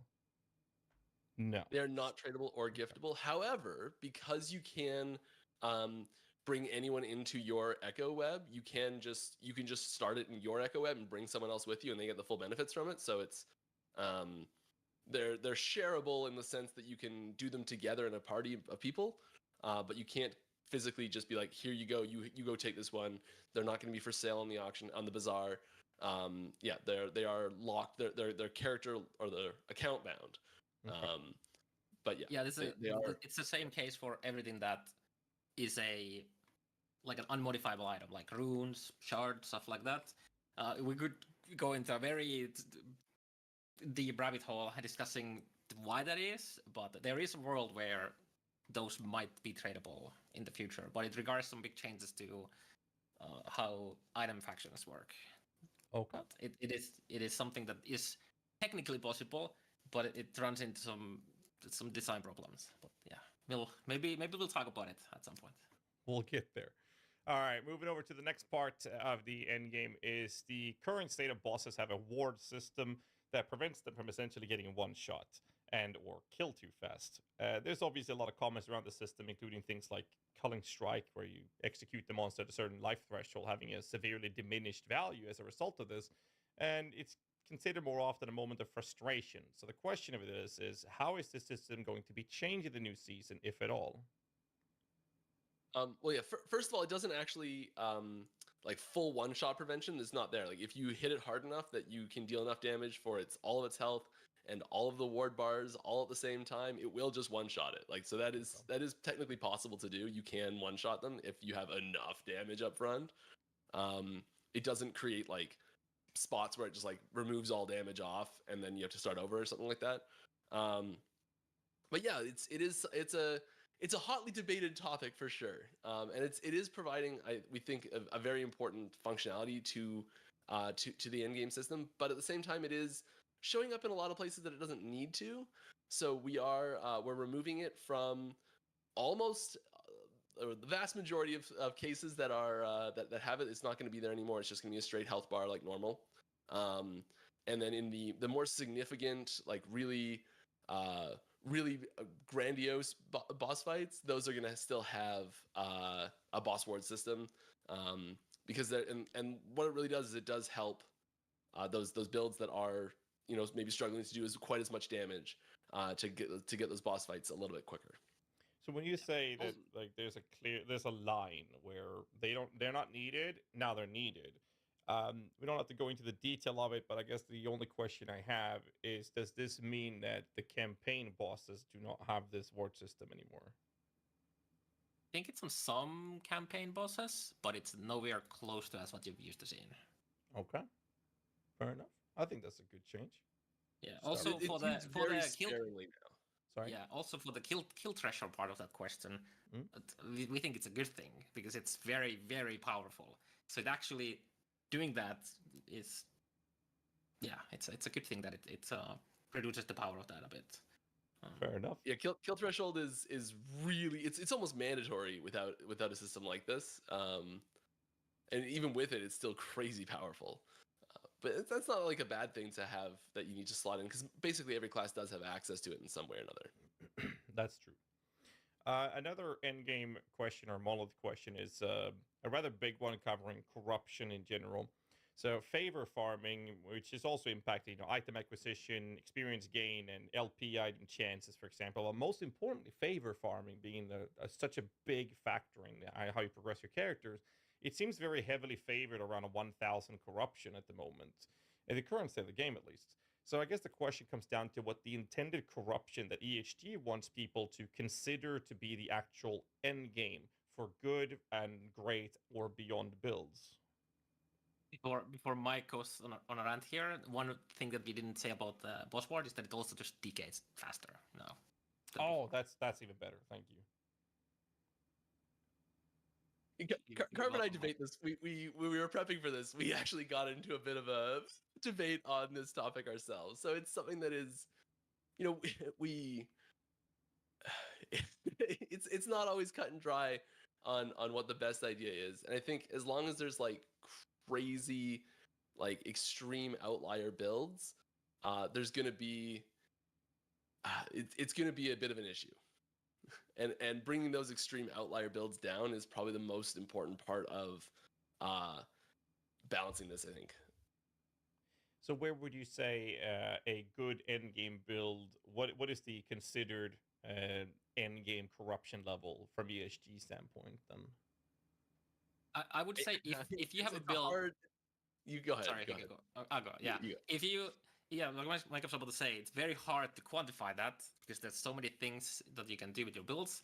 And if you make nothing but bad decisions with your builds, it probably shouldn't be able to do a certain amount of corruption. And we want there to be options for people to also make bad builds. Because if you can't make a bad build, you can't really make a good build because everything's the same. As for, let's say that you have the decent understanding of the game and how to make a build. If it can comfortably do like 300 corruption, I'd call it a successful build. The amount of, with so many topics right now in my mind right now. So when we're talking about the like the favor farming and whatnot, we already have diminishing returns starting from, I think, is it like 300 corruption, then 500 corruption, and then finally on the 1,000 mark, the benefits you get from each point of corruption for experience matters a lot less. Yeah. So and then there's the question of, okay, should at some point there be nothing anymore? And the only thing that matters anymore, like when corruption arises, the only thing that goes up is the difficulty. Because if we were to do that, now we are setting a very specific threshold that means viability for every single build in the game. If it's at 500, there's a lot of viable builds. If it's at 1,000, suddenly there's a lot less viable builds. If it's at 2,000, so we'd rather not, I don't want to say not punish. We rather reward people for being able to do higher difficulty, but it's just a question, like there's a balance of how much should they be rewarded for, and that's why we do have the diminishing returns. Maybe those should be higher. Maybe the corruption scaling should be faster than it is right now. There's a lot of questions around this. Just ignoring the balance, there's a lot of like pure design questions here that needs to be answered before you get and decided on before you can get proper decisions made there. And we have people we debate this a lot internally. So yeah. It's also about, there's an important factor here about the time it takes to get that corruption as well. So at some point, if it is a like what paths you have to, how fast you can increase your corruption, and how how long that actually takes of gameplay time. Because we want you to stay challenged. We want you to stay. That's the important thing, is that you are still being challenged as you're advancing the difficulty of content that you're like able to do. So you get more powerful, but you still get challenged because you still have more challenges to take on. And having that curve feel good is really important. That's fair. yeah, I mean, my next question was to talk about the time requirement in moving from normal monos to corrupted ones. But before I touch on that, I want to verify one question. In the current state of the game, the Aberoth, the big endgame pinnacle boss, is something you unlock at 300 corruption. Now we're being told that that fight is going to be made slightly easier, and the power creep, power scaling your character is going to go up a bit as well. Like the very ground is going to move up, the bar. With these things in mind, are we going to still see this first initial version of Aberoth being at 300 corruption? That's not changing. Yeah. Okay. Yeah, that's not changing, and it's still gonna be there isn't many like nerfs to it. It's still gonna be a challenging fight for a lot of people and builds that aren't like super optimized. It's still gonna be a difficult fight. Like bringing a homebrew build to Aberoth as you've just finished 300 corruption is going to be a very significant achievement to be able to do. Right now, most people are hitting 300, trying Aberoth, and being like, I'm nowhere near powerful enough. I've got to farm a bunch at 300, and I'm actually going significantly above 300 before I'm able to do Aberoth. And so you're still going to be probably still going in immediately after completing 300 and immediately unlocking it. If you're not on a heavily optimized build, it's still going to be very, very significant accomplishment to be able to complete it right away. This is also a very interesting discussion that we originally had the Aberoth access. I think it was at 500 or 600 corruption, and we got a lot of feedback that it would be fun to be able to attempt the fight much earlier, even if the difficulty of the fight isn't quite correspondent to when you have access to it. So if Aberoth took like, I don't know, 600 corruption, it would take you a bit longer to get to. You would have easier time fighting it, because if you can do 600 corruption, you're going to have a lot easier time fighting Aberoth as well. But we wanted, and that's also why we provide you like 10 Harbinger Eyes for testing, like attempting it. If you really want to push yourself and try to learn the fight already immediately at that point. So. Okay, that's fair. So what about the time requirement on your very first character? There are catch-up mechanics in your ults, but the time requirement in moving from normal monos into the corrupted versions on your first character, what's the changes happening there, if any? I think the only changes for that come from the Weaver tree. I don't think we have any other changes coming, but you can specialize your Weaver tree a bit so that you can get there faster. Not by much, but it's already pretty fast. If you just push one timeline with the mechanics that exist in game, like Glyph of Envy, and then you use the catch-up mechanic for the other timelines, it's surprisingly fast already. And speaking of the alts, we are adding couple new cool things for alts to be faster. So the normal timeline is now shared. So if you have a character in Empowered Monoliths and you make an alt character, you don't need to go through all of them anymore. You just go do one of the 90s, I believe, and you go straight to Empowered again if you want to. That is a massive And then, change. And then the other one is we had items to push corruption faster, but let's say that you have that one character at 1,000 corruption. Yeah. It can feel a bit daunting to think, okay, if I have like this crazy gear prepared for my next character, and you just want to go, fight actual harder corner with that. It takes a while to get back to the 1,000. So one of the Woven Echoes allows you to catch up corruption from the highest corruption in the stash. So if you have one character at 1,000 corruption and then you make the alt, once you complete that Woven Echo, it gets to that corruption that the other character was. That's also really big. These are good changes. That's very big. That's very big, yes. And that's something that you can farm on the first character and then use on the second character still, because it's shared across the stash as well. Nice. The only play mode that doesn't have that is if you're playing solo character found, because it's a like actual full individual character and stash with nothing shared. Yeah. but solo account found, and then just no challenges past that. Yeah, it is stash shared. So yeah, everything, as long as the two characters have the same access to the same stash, then they will have this mechanic working with them. It's fair.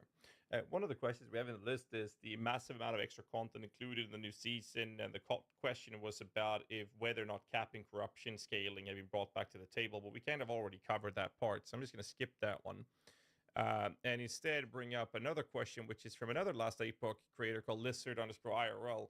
And he was talking about the idea of the expectant approach that ESG has to the game. The question goes as follows, and that is that a lot of us are rather interested in hearing this. It is to circle back to a commonly asked question from the past, and that is to ask what the expected DPS threshold EHG wants players to reach to handle X amount of corruption. So essentially what I'm trying to get at here is it seems like the expected endgame approach is to make the normal version of Aberoth be a fight most people can handle, or if not all people can handle this. So I guess the question to come down to actually get a proper question out of this rant, with me rambling on, is there a DPS threshold that you guys want people to achieve at, say, the Aberoth fights? And the short answer is no. We don't have a really fixed DPS that we've gone and measured, like, oh, this character with this type of build can do this much DPS or anything like that. We don't strictly just measure DPS and compare that from build to build as a balancing metric, really, because there's lots of secondary effects that builds do, like abilities they have access to that can really change how they perform in different situations. So like, if as an example, I guess if a boss is applying slow to you and your build, because you've gone full glass cannon, full DPS, and you don't have a way to cleanse that slow, you can't really complete that fight effectively. Maybe you're like, okay, I have to go rethink my build a little bit, and I've got to take some DPS away, and suddenly so you have like a way to get cleansing into your build, and suddenly this build that has less DPS is actually better overall. And so, like, strictly just DPS doesn't tell the whole story, and it does. I guess it is something that we can use to like get a view of some parts of what the build can do, and it is probably the most important part of what a lot of builds can do. But once you get into really, really heavy late game, defenses and utility become more and more and more and more important. And so we don't really want to put a number out there to say like, this is what we expect your DPS to be at any point. And we don't have good tools for our players to measure their DPS strictly as well. So it's especially character to character comparison. Yeah. Target dummies being in the game, like, just a little side question to that, is there any ideas, or are you guys against the idea of adding like a DPS meter check on the target dummies? Is that something you guys would consider? It gets suggested pretty frequently. It's not something we're interested in right now. Okay. Moving on to talk about the portals, which I think is a really cool way, or a nice way, to provide a key sync, if you will. I think that having a currency sync of the different currencies is very important in ARPGs in general. And but it does bring up the question of how valuable running the actual dungeons will be, because the portal will just take you straight to the boss room. For example, Jewel, right, if you go through a different doors, you get to choose, right? And this door allows you, the boss, to drop X amount of extra exalted items. And this one says, well, now you're going to drop extra glyphs or whatever. So the question would be, are the portals going to give you a random set of these, or you're just bypassing and the boss will just give you less loot as a result of you skipping the dungeon? No, the portal does give you, it picks a random door. And I mean, how often has anyone gone to a door and been like, I'm going to see what the other door actually has, and like go back through the maze to the other one and check it and be like, no, the first one was better, I'm going to go back that way again. Like, no one does that ever. You get to the door and you're like, yep, I'll take that one, whatever it is. I guess that's what I got. So yeah, we are the portal charm does pick one of them randomly for you. So you do still get those mods, and so it doesn't affect the actual final outcome of your rewards for the dungeon. So also important that it does that, because those modifiers are also buffing the boss. Yes. So follow-up. We actually had a bug. We had a bug where they weren't applying. So using a portal charm to go fight dungeon bosses was actually the optimal way if you just wanted to kill it, because it was easier because the mods weren't applying to it. So yeah. And we are bringing like random things into the dungeons as well. So like there are you like a loot lizard can spawn in a dungeon, and like so there are things like that that can happen in there as well. So my follow-up questions is more than about the actual value of running it. When we have access to just skipping straight to the boss and we get the juicing up of the loot with difficulty added, what's the point of running the dungeon then? I mean, maybe you don't have a portal charm yet. You don't have a portal charm. Okay, because I mean, are there plans to adding more content inside these dungeons to make them more attractive for people to choose to run rather than skipping? I was Yes, about to ask Gassy, how many times have you actually farmed the dungeon for the sole purpose of farming the dungeon and not whatever is at the end of the dungeon? Be it boss uniques or the yeah, you're going like way back. You're going like multiple years back now. If you're saying the Temporal Sanctum was good for like belts or boots or stuff like that, we're going way back then. But I was about to say that, yes. Yes. Eventually, but the dungeons need to feel way better from like user experience before we feel like it's worth making the reward so good. Because if something is really unfun to do, but it's the most rewarding, people are going to do it and they're going to really hate playing the game while doing it. So the user experience needs to be good before stuff like that will happen. And so there is a bunch of tech you're going to see in Season 2 for the tombs especially that I think we're going to be looking to leverage for dungeons in the future. So yeah, there are a lot of things we want to do. I feel like the dungeon system is there's a lot of untapped potential there for interesting content, for fun content, for rewarding content, all these things to happen. But the quality of that experience isn't at a point where we want to really incentivize people to be heavily interacting with it. Like, we like some light interaction there because I think it's fun the first few times, especially. And then your 80th time through the Temporal Sanctum, and you're like, this dead end again. Yeah, no, I know that feeling all too well. Especially when you play builds that want it, Vessel's Drive, Jeweler's Obsession, Mountain Helmet, etc. for the different dungeons, right? But let's move on to class reworks. We've already teased a little bit with Electrify, Time Rod, Judgment of the Storm. We're going to talk a little bit more about the Sentinel rework. And what I want to do is take a moment to take the cool things aside, such as being able to wield a two-handed weapon and a shield, for example. That's a cool thing. We'll take that aside. So what's the approach to the season in making melee a more attractive playstyle compared to the current meta of killing entire screens, actually, of monsters just from afar? Yeah, I mean... Do you want to start? Yeah, okay. You can go ahead if you got something for this, yeah? Yeah, so, I mean, obviously we could make melee every single skill literally hit the entire screen. But is it melee then? Not really, right? So it's like an age-old question in RPGs, or in games in general. How do you do that? There's a lot of things. Hello. You can do there. They're very difficult and. All right, let's open Steam.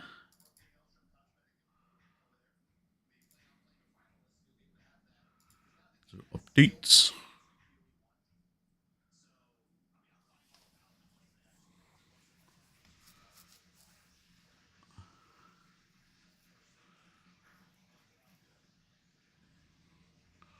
I got updates.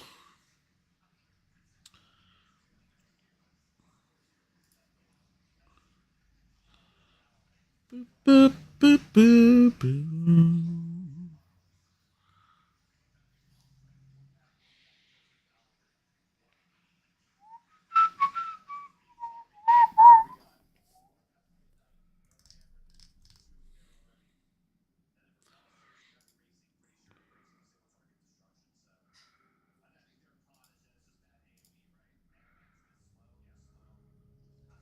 It's a mosaic. Let's see how this looks.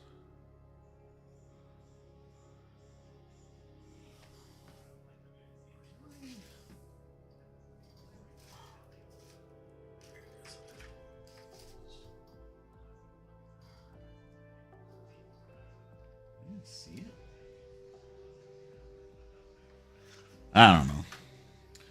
I don't know. I just work here.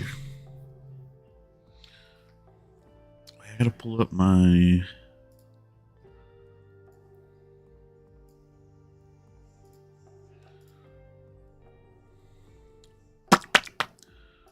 here.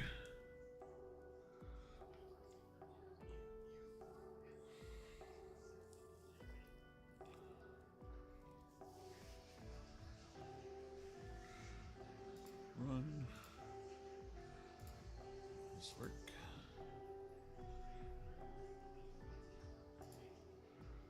Hell yeah.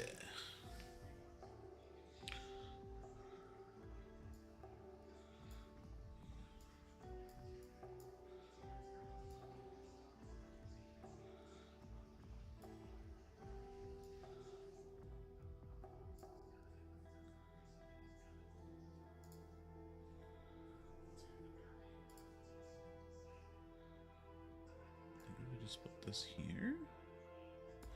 Perfect.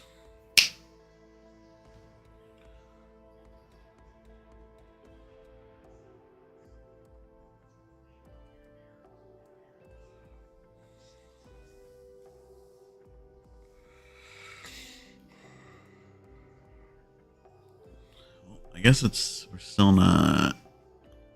Still got 10 more minutes, so just watch this.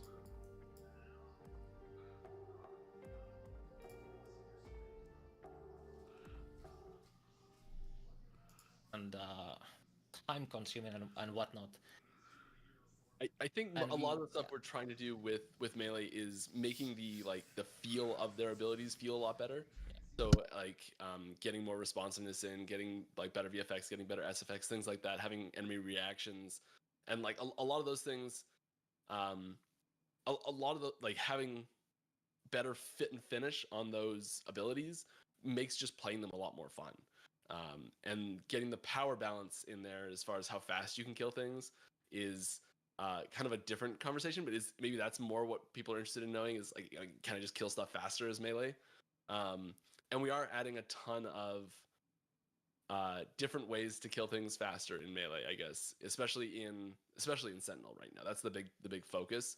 And like we're getting, abilities.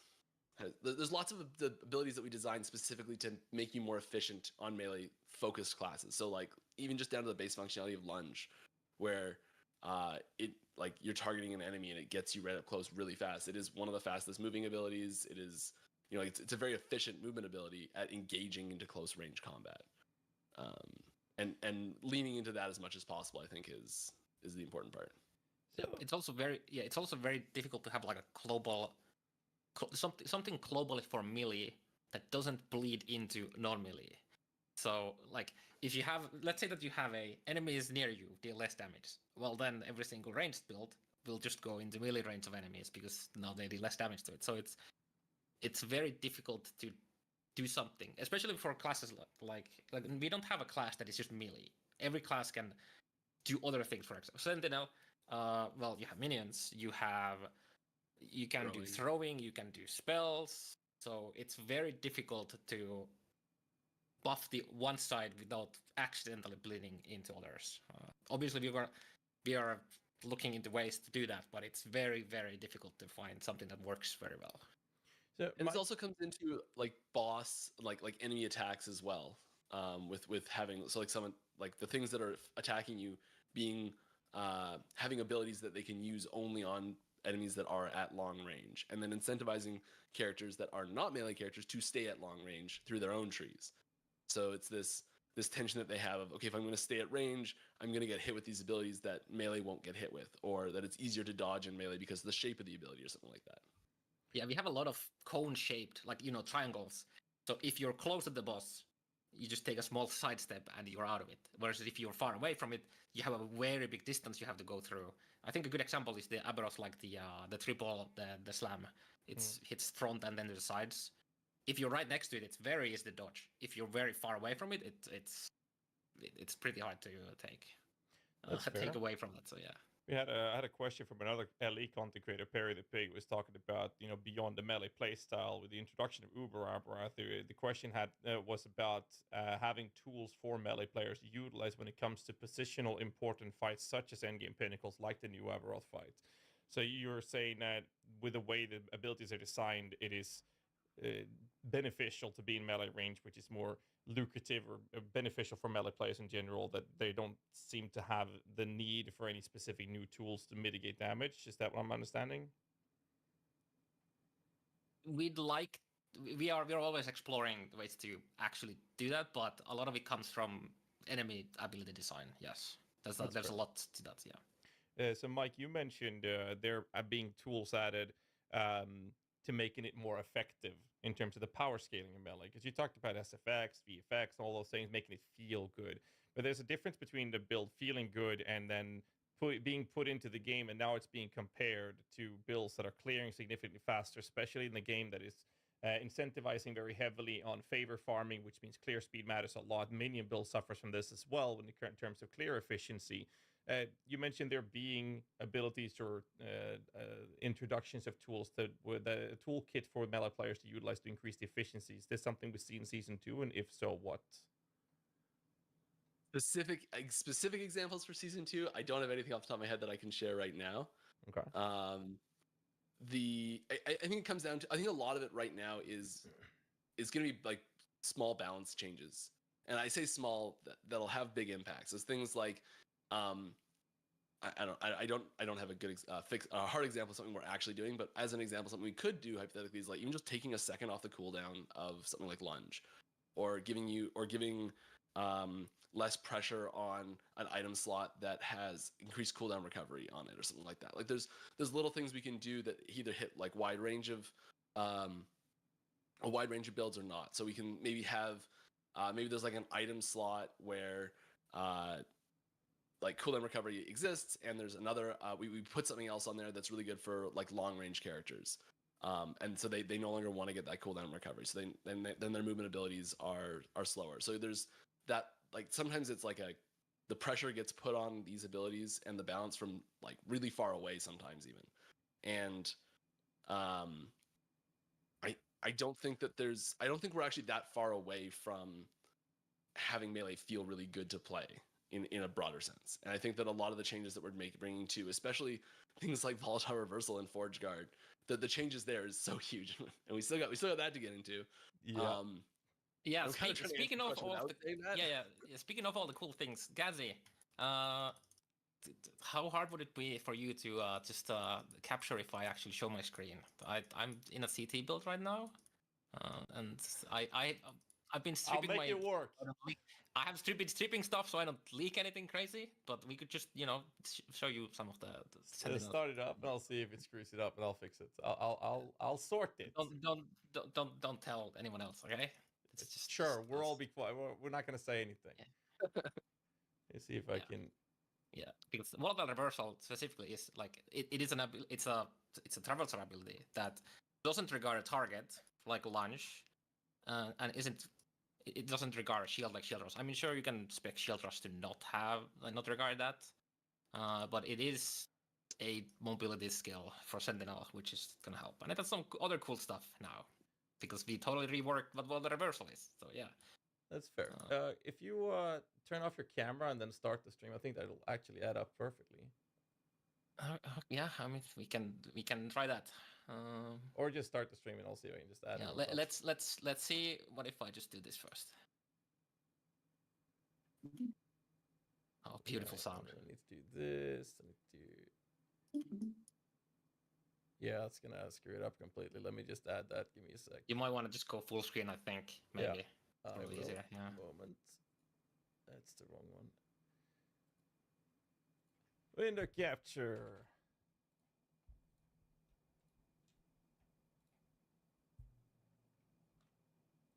Quick before someone stops us.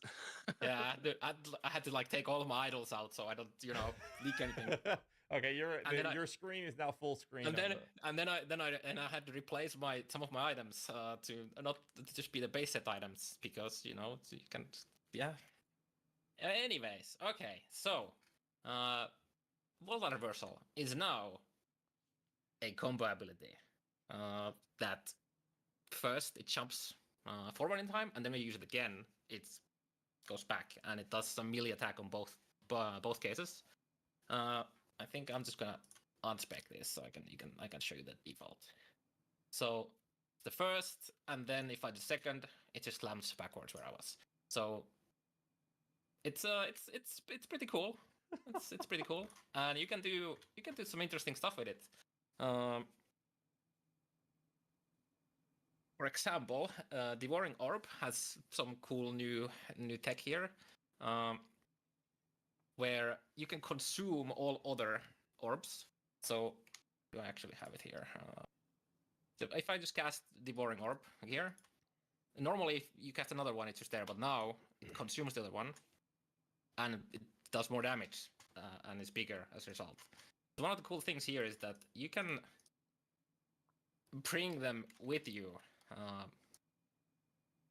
With the and that means that you can like pile them up into like this one big pile of stuff, and then it does a lot more damage. Yeah. And there's other interesting stuff, like you can actually make it not be a traversal skill. It still has a cooldown, but then you can use other abilities if you want. And there's just a bunch of interesting stuff here.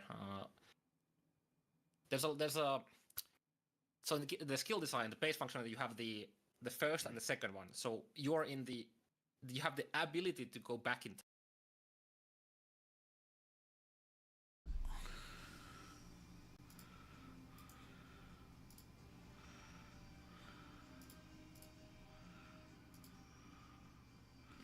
Steam.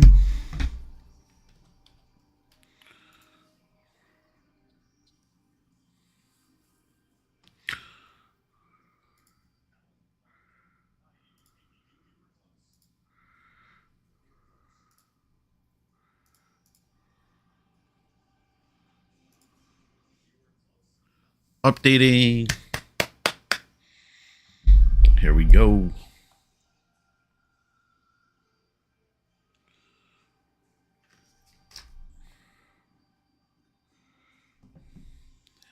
Time.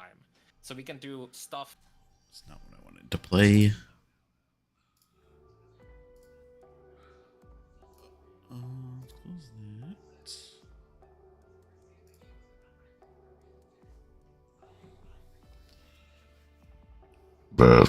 Squeeze me.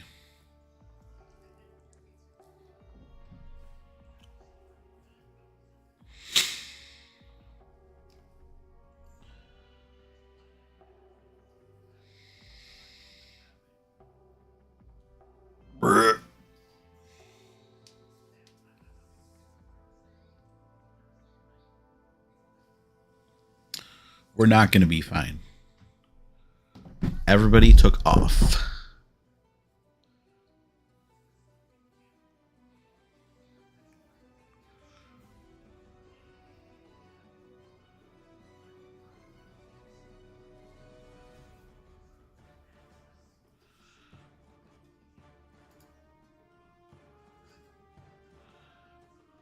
We're updating.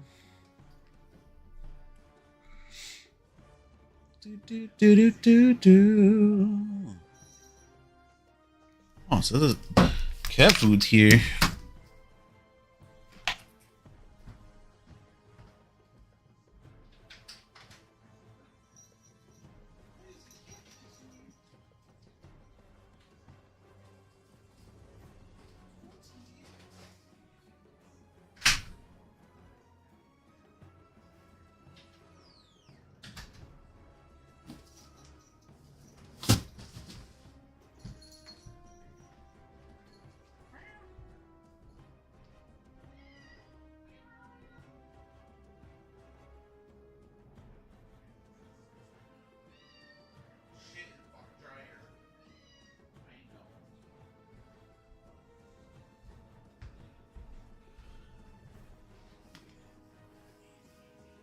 We back.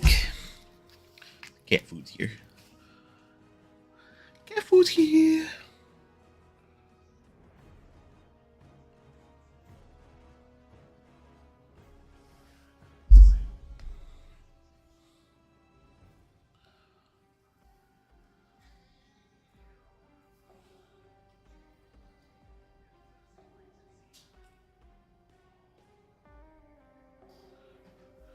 This is taking forever. Well.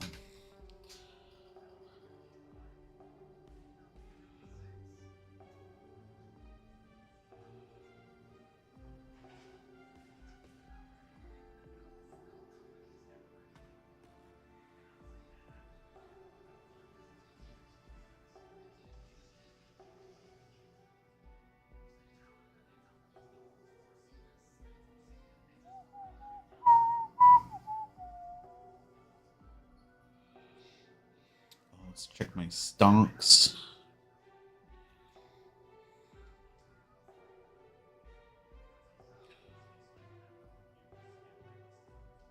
How you doing, Foof?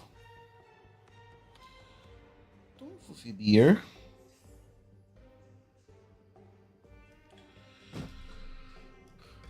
Yeah.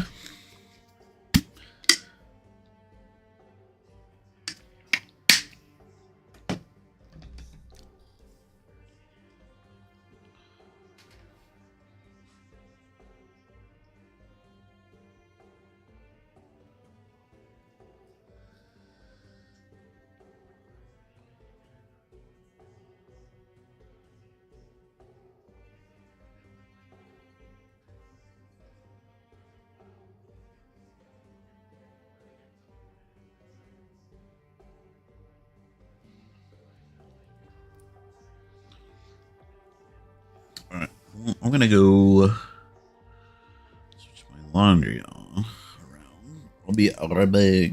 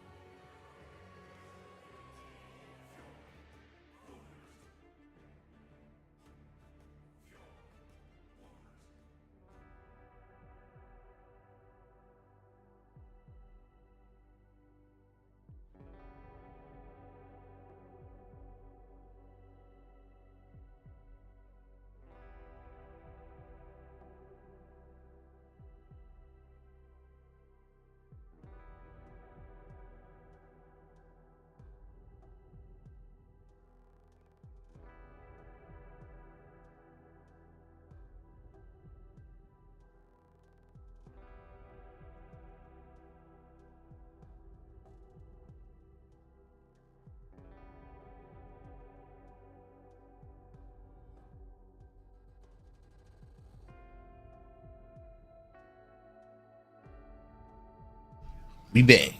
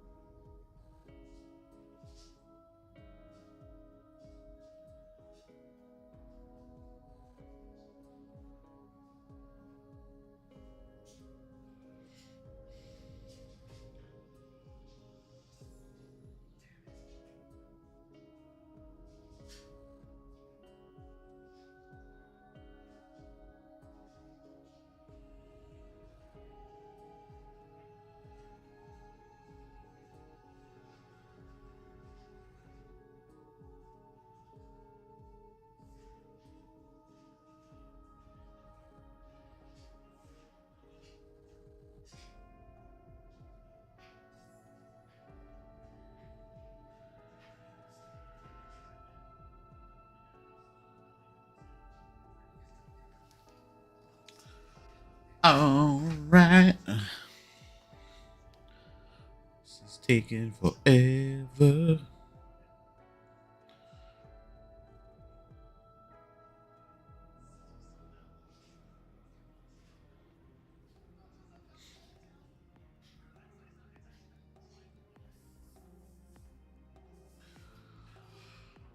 Maybe one day.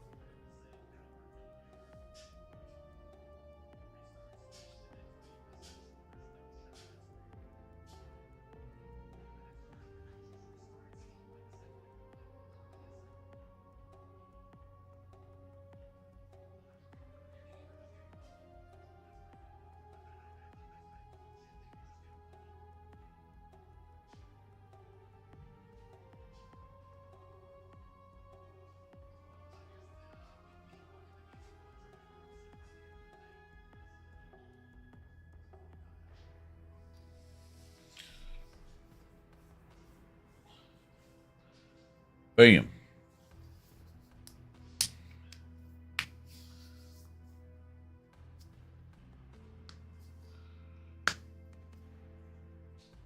%94.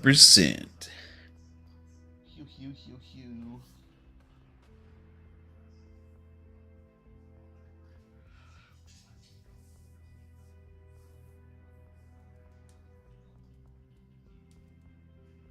Right there, what are you doing? Oh. All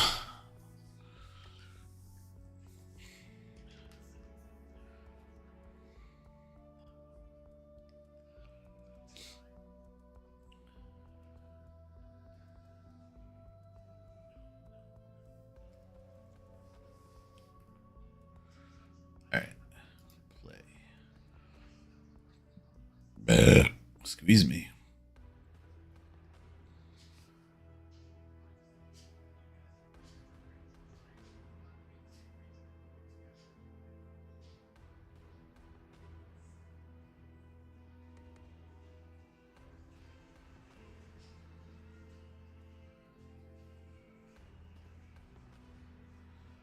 Will it work? Will it work? Will it work? Will it work?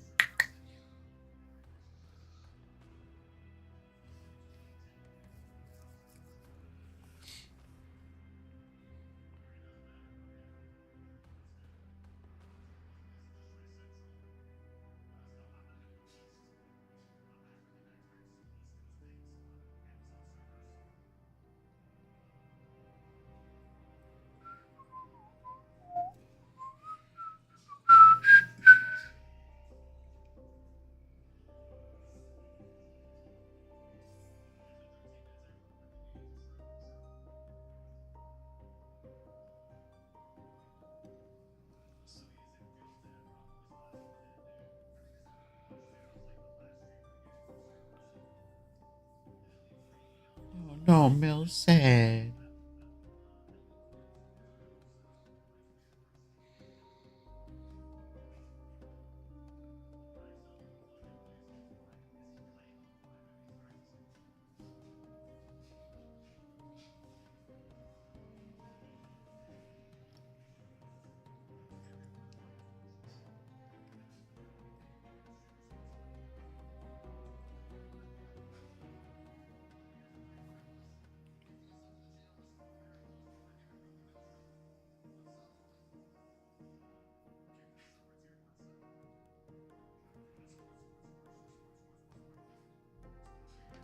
Spur. Alright. Why is this taking so long to load? Close this.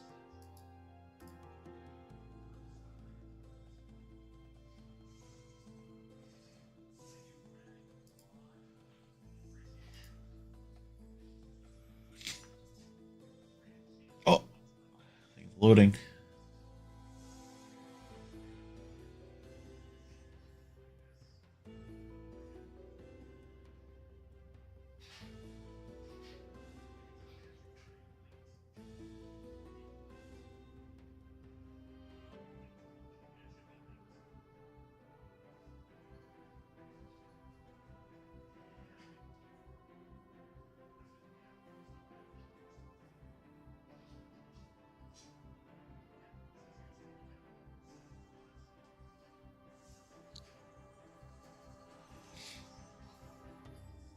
Come on.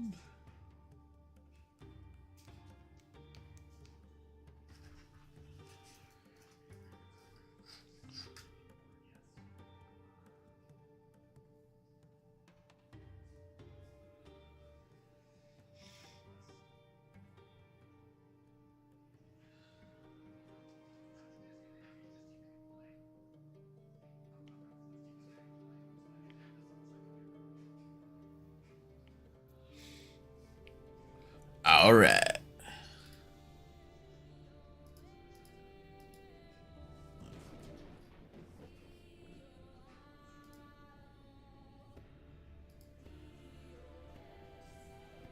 Working?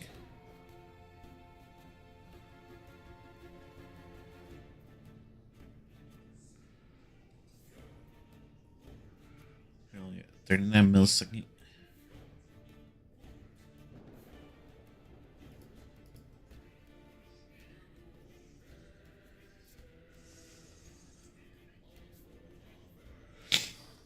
Unplug these just in case.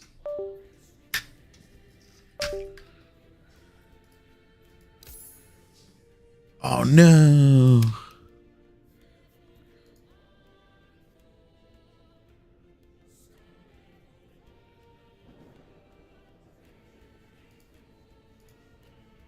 What does that mean?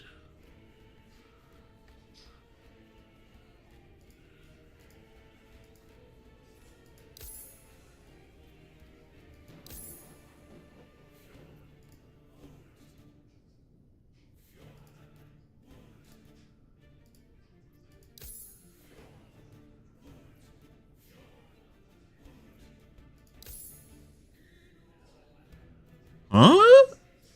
Is it working?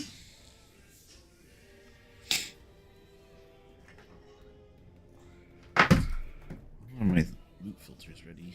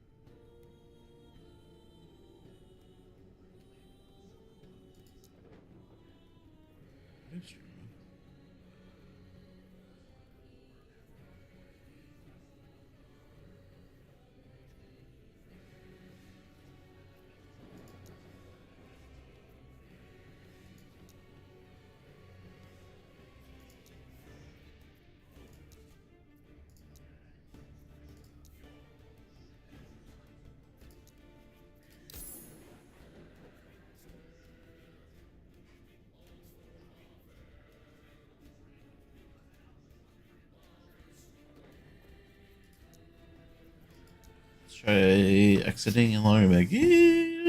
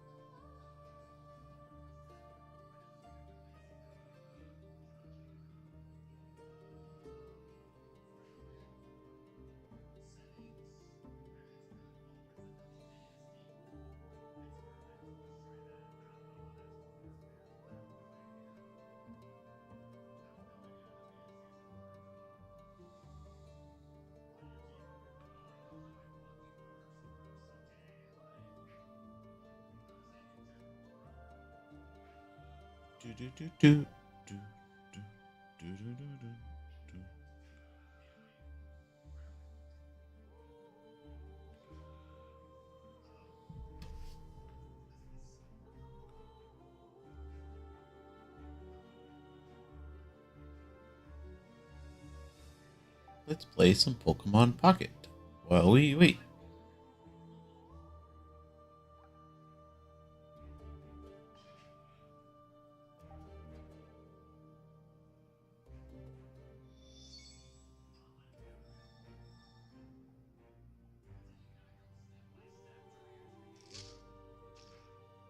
Step by step, day by day.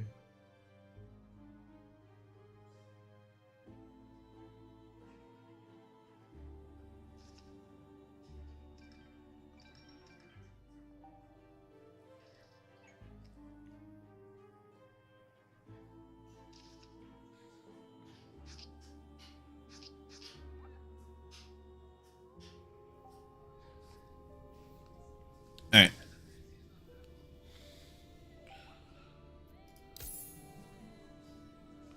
Won't work.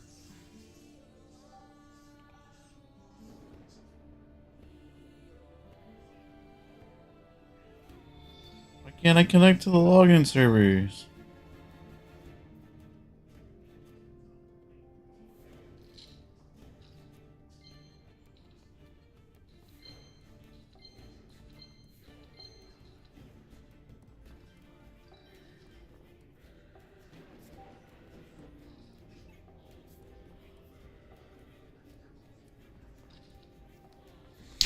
I guess restart Steam again.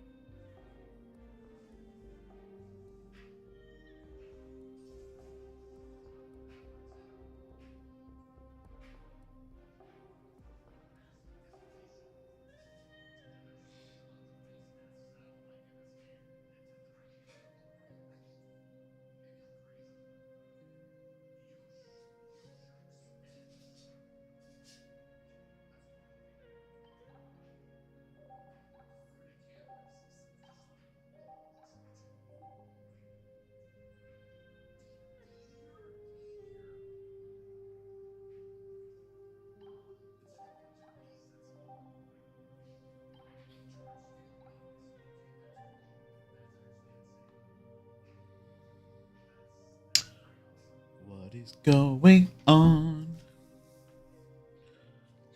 Alright, now it's loading.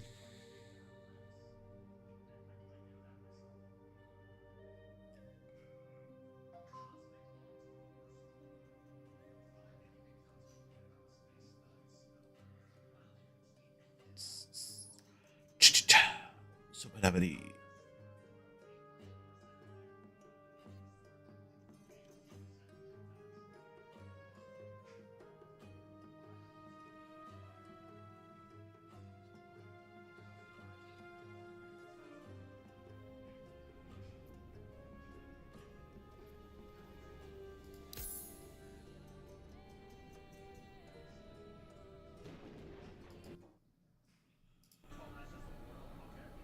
Yay! Alright. Acolyte.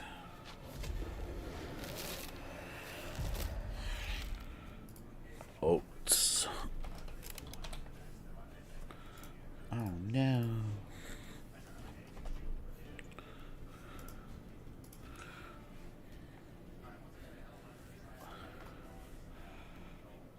What is it?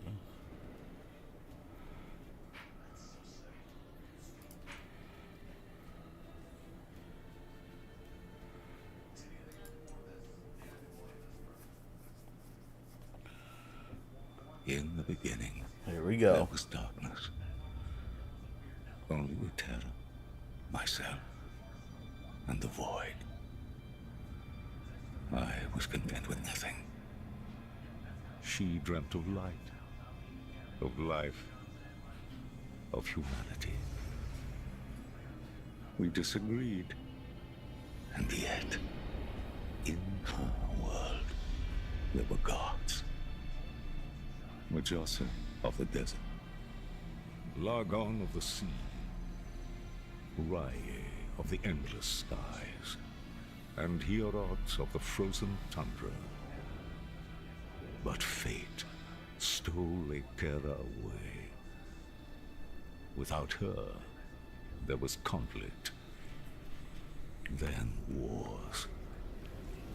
In the end, it was Rye who sought to outshine the sun that would pull the world into his flame.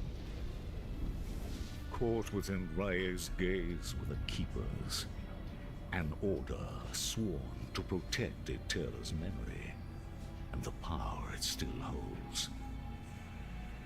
They were joined by someone unexpected, a traveler, willing to walk into the flames of war. But why? Was it honor they sought? Power? Redemption? Or was this fate? Perhaps. But no story is quite that simple.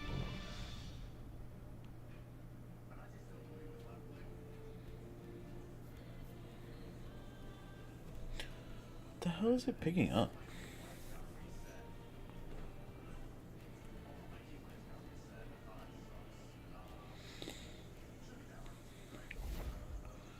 Alright, let me do this.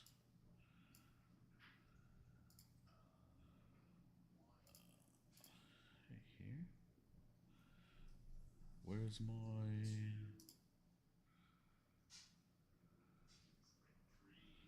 build guides?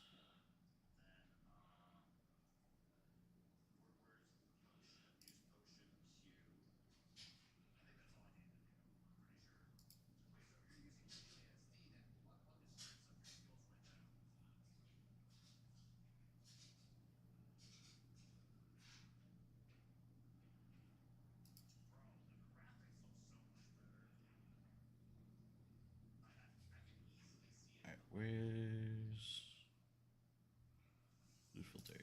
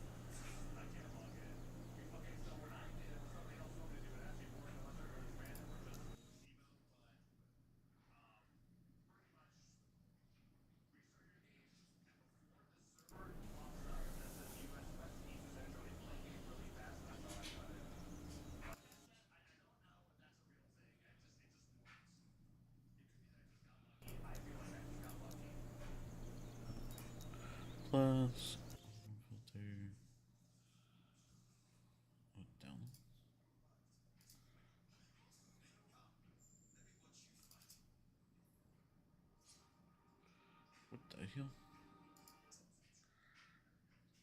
Can I just cut and piece it?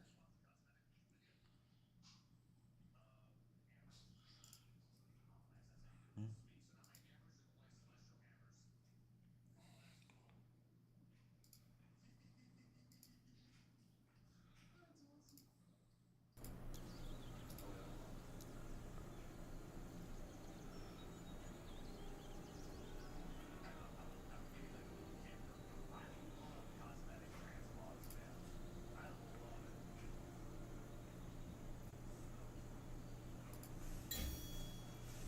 Okay.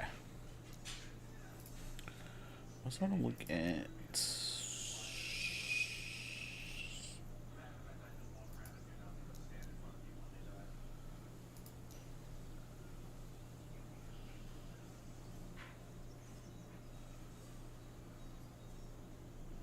That's fine.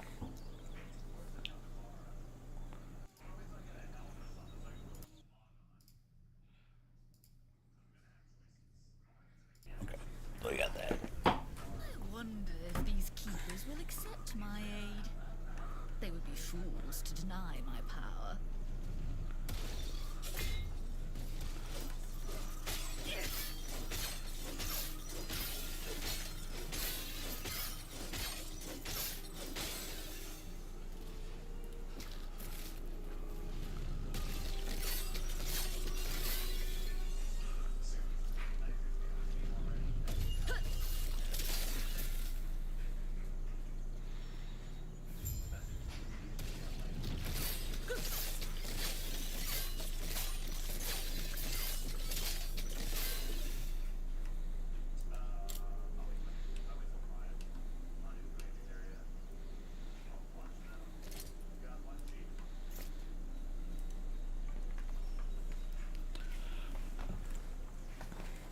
Traveler, our Helaborian allies informed us that you will attend the peace talks.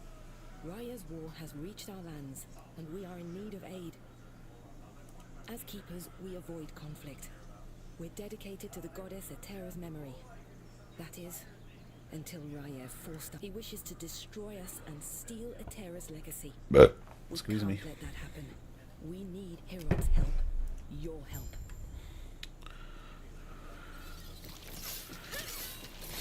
Meow, meow, meow.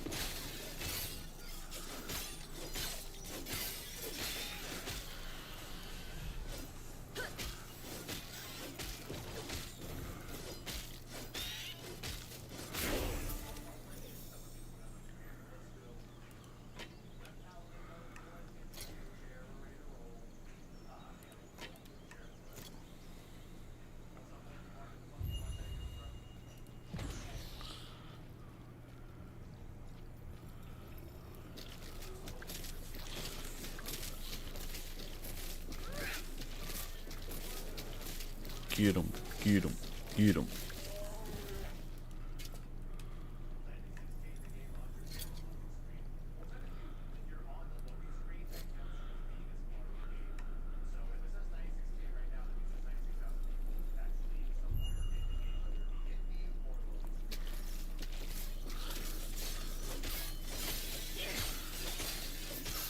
Swing it.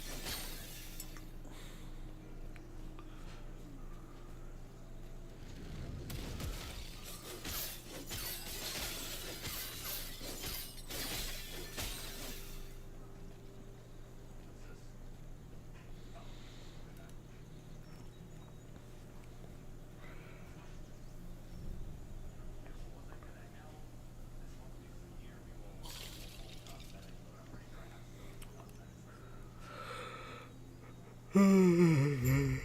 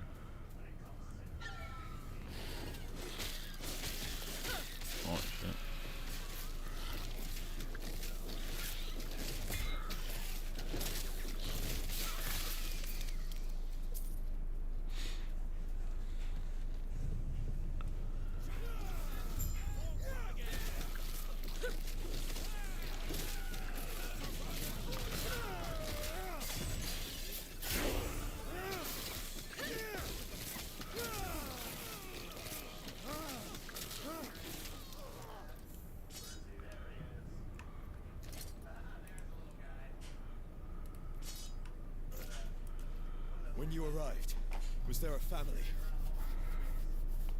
It was my mistake. Uh-oh. They were cornered, and there were so many. I can handle Osprix. I told them to stay back, to let me handle it. And Hey. they left. It's war, you can't save everyone. What good are we if we can't? Sorry, I just met you, and it's been a long road. Are you also here for the peace talks? That's right. Good, because so am I. Name's Grail. Since we're both headed the same direction, why don't we go together? Okay. I wonder, which of us Okay. will take down more Osprix? Come, let me watch Let's you go. fight. Let's go.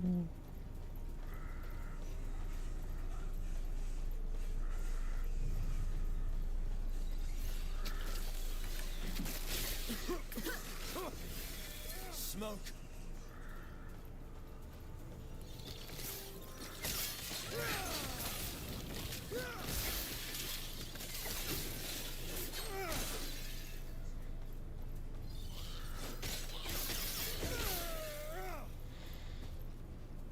Go up this way.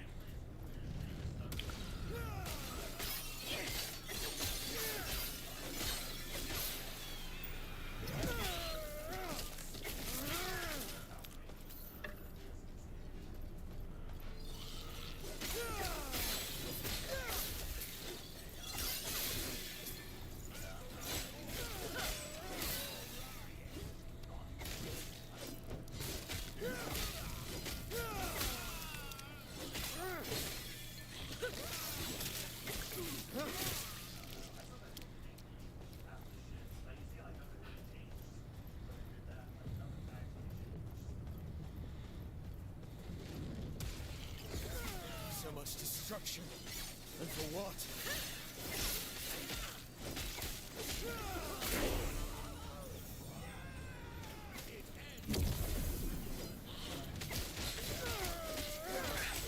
Gotta swing real fast.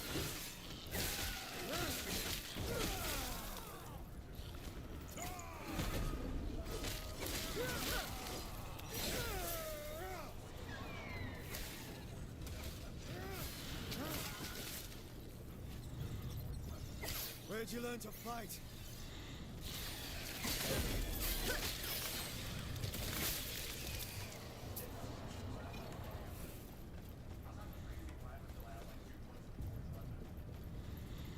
Dun, dun, dun, dun, dun, dun, dun, dun, dun, dun, dun, dun, dun, dun, dun.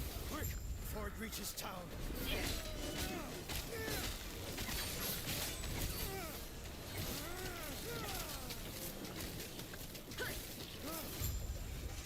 Well done. We're almost there. I'll see you ahead.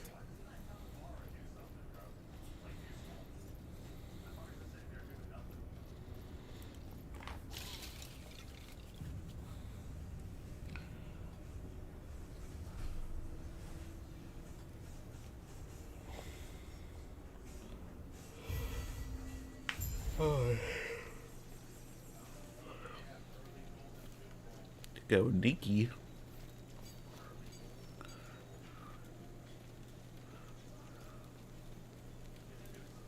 Sounds like their leaders waiting up at the shrine. The keepers have done well. A group tied closely with our goddess, Etera. Even their names. Well, what do they keep? Do they adhere? It's these mysteries that interest now? Speaking of, I must head there now. Herots of Prospect 3. Thus, I propose we accept this alliance.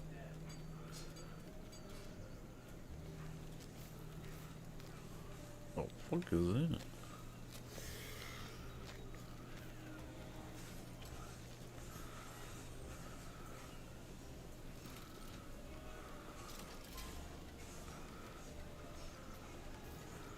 That's new. Oh.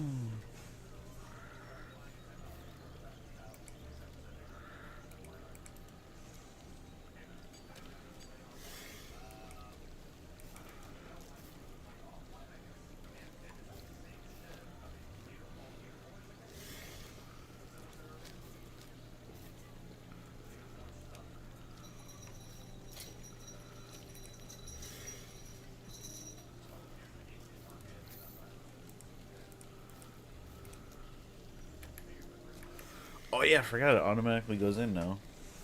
That's dope. How do we sort? Oh, bye. No.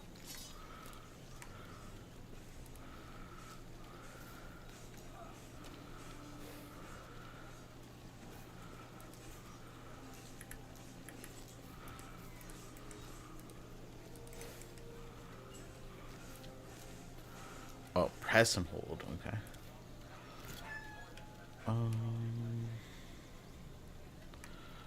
So skill.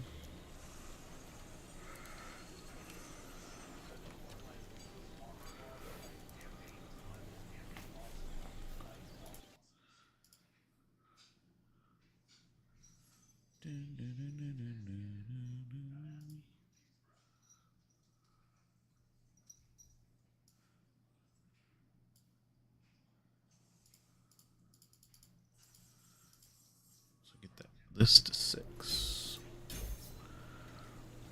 Okay, and then we'll do here.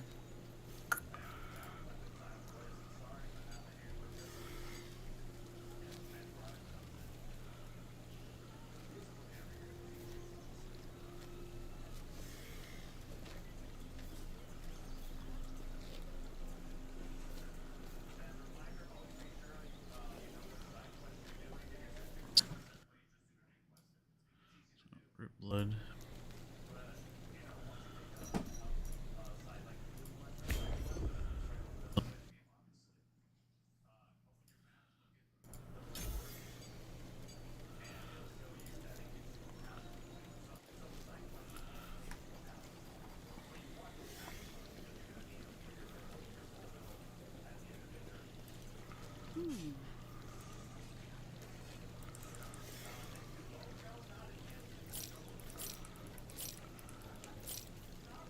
Right. Let's go up here.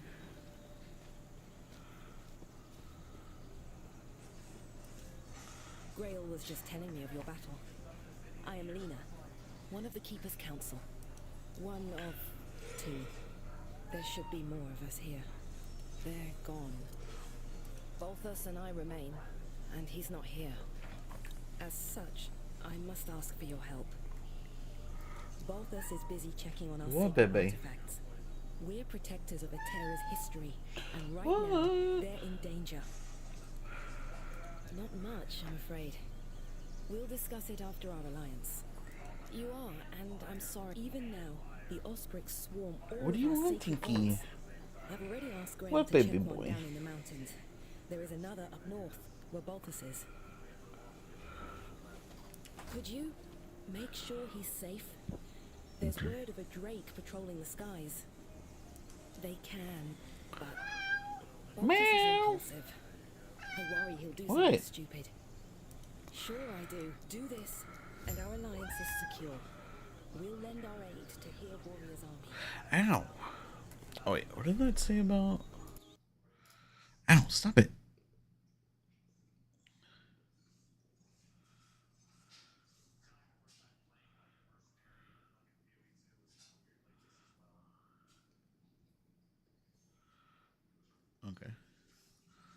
So 7, switch to Bone Cruise.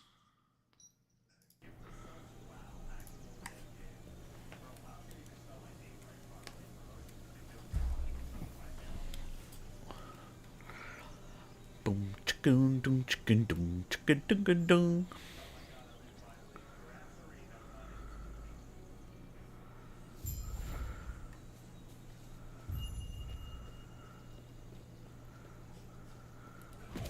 I can get there done.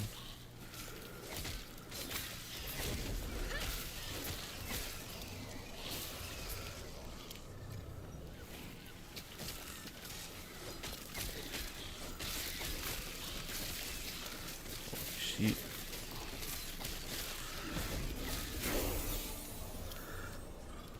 Get wrecked.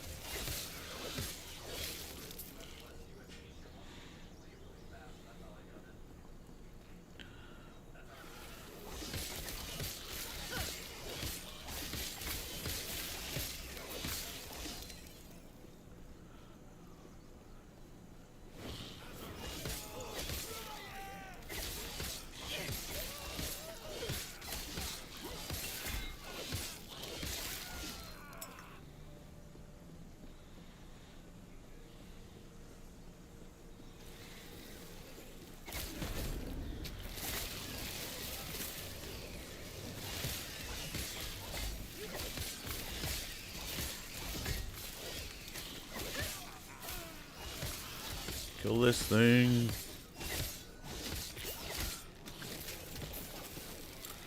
Ooh. Are they attacking? Okay. Yes. Equip that.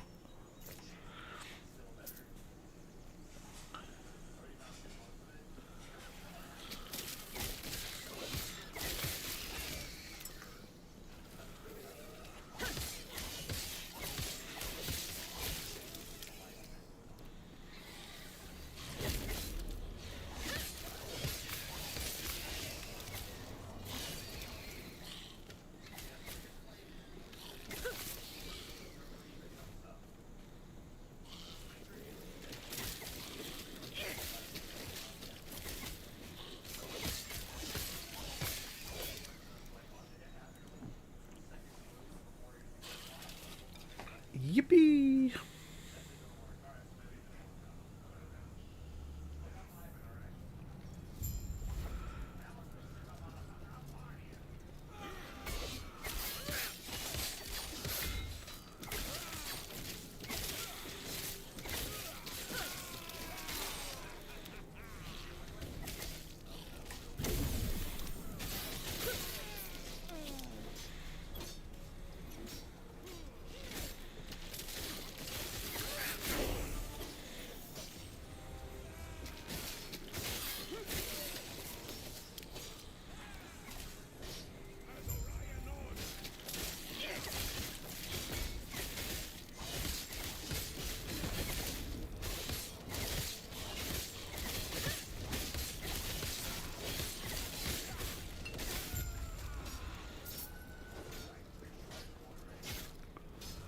Dun, dun, dun, dun, dun.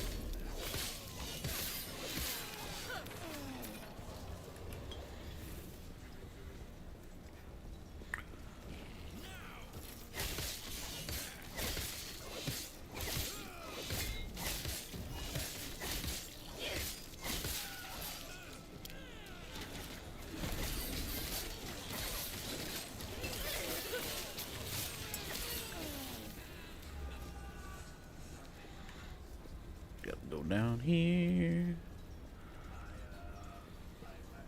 Boy.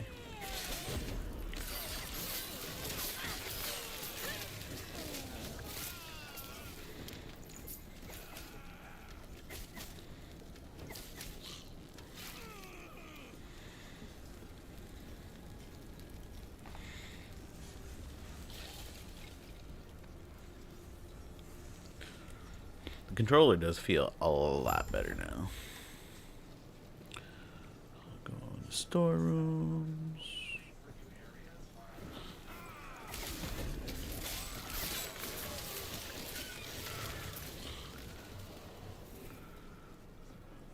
Let's go get this.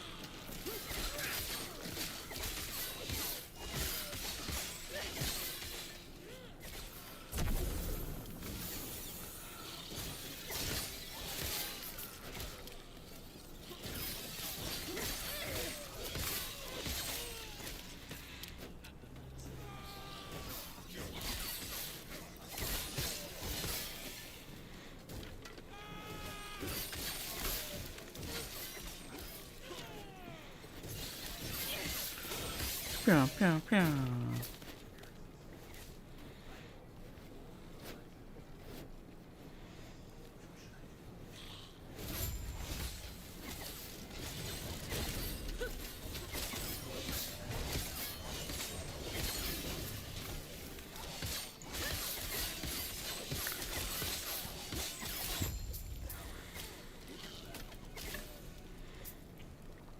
What's this? Oh.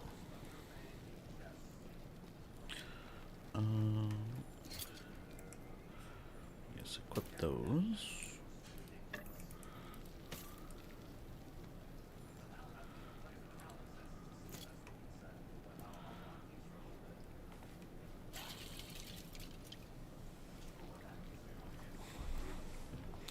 Ooh, yeah. Let's go back to my guy.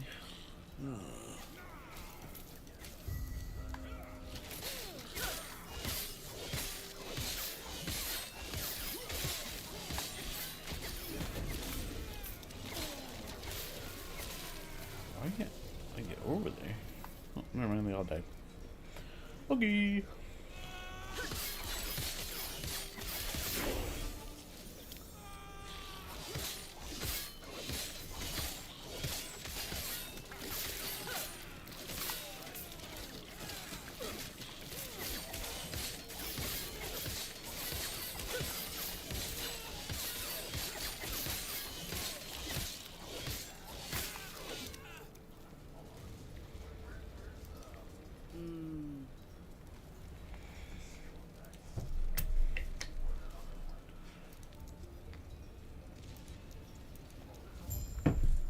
I'm going in.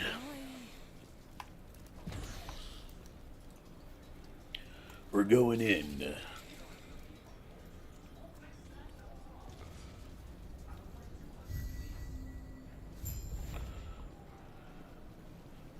Think this is the right way?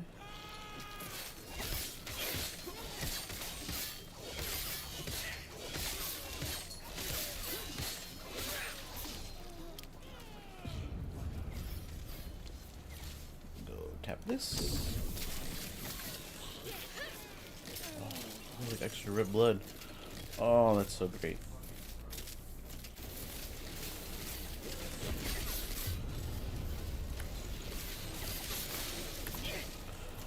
And he melted.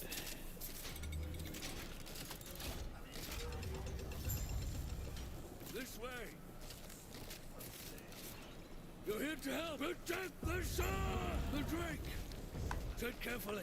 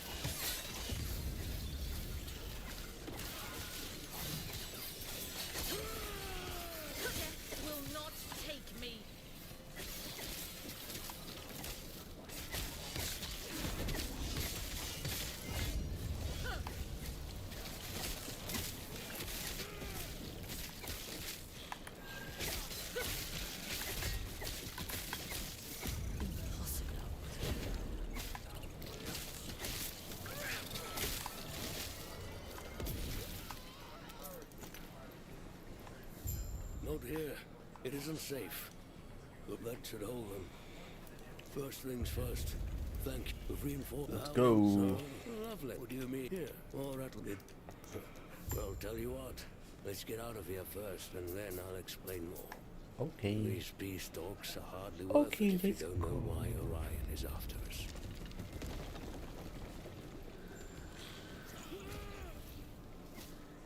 I want this.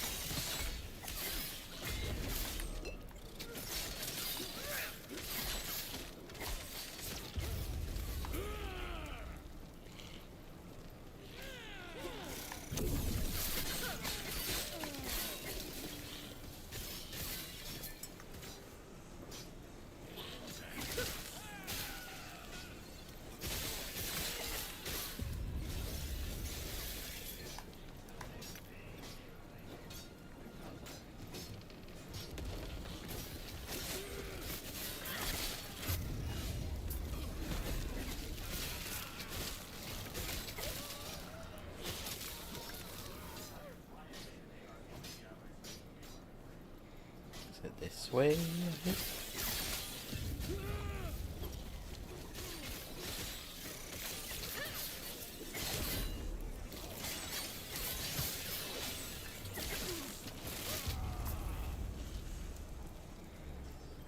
Let's hope it's this way.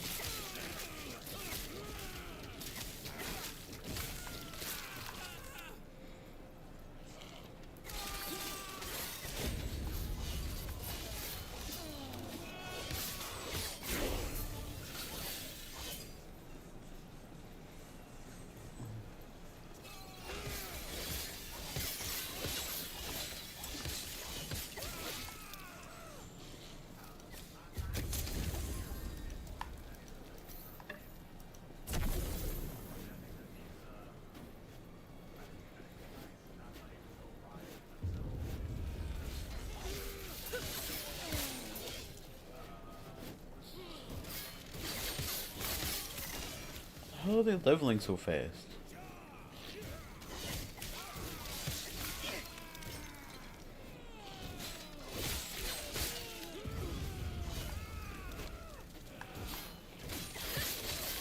Are they like skipping everything?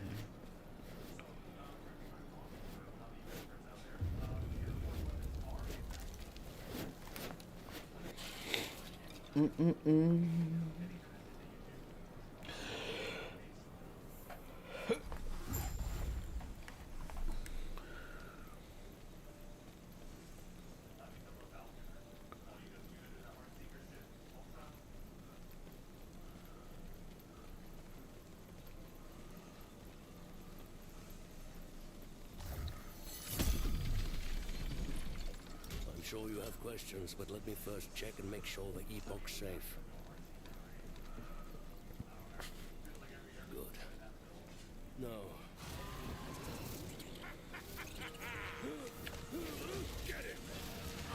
Oh no!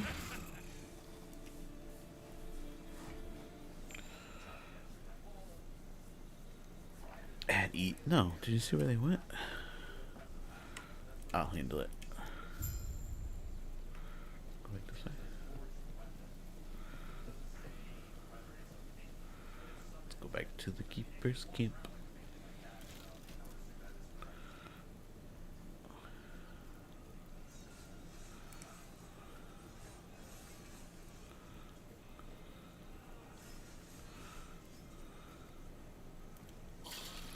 think it's there.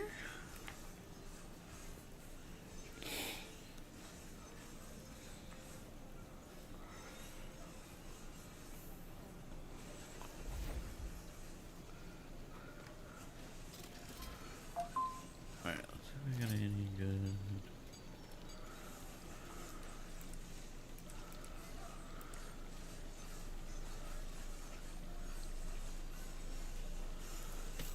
That. Equip that.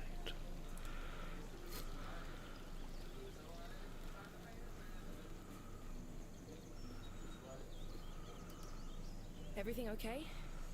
With what? What happened? That must be Orion. If he captured Balthus, he's in danger. An Osprey's general. He's the one leading the hunt for us. What happened to the artifacts Balthus was protecting? That must be what they were after. We have to say their camp is not. Are you sure? Your war. Stay safe. Stay alive. And bring Balthus back. Alright, let's do this. Just gotta get to 6. And then...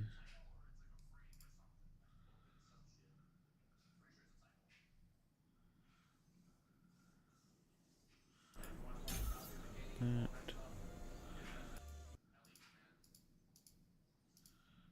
This is a 5.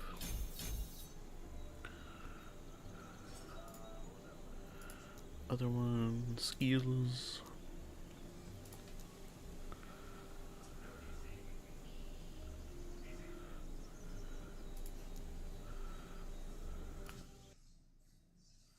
That goes at 4.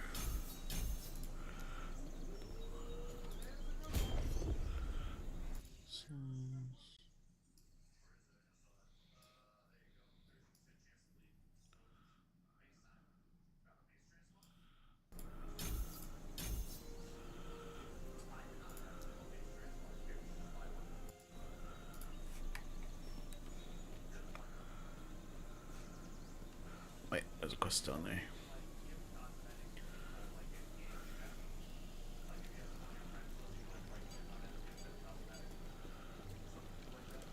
Hetera's blessing.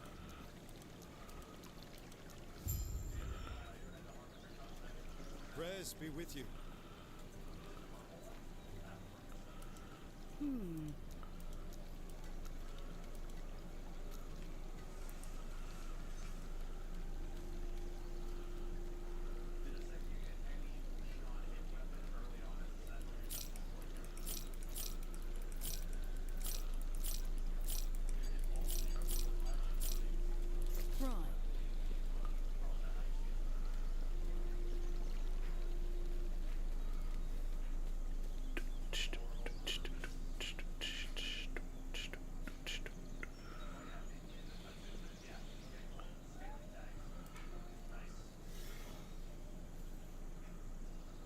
Right. What?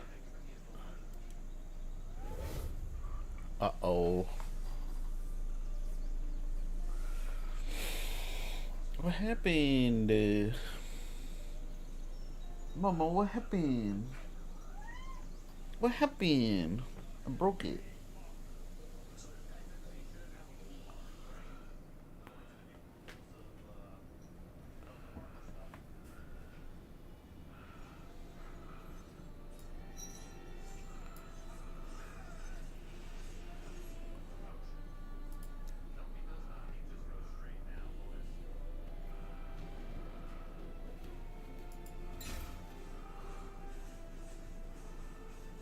Huh?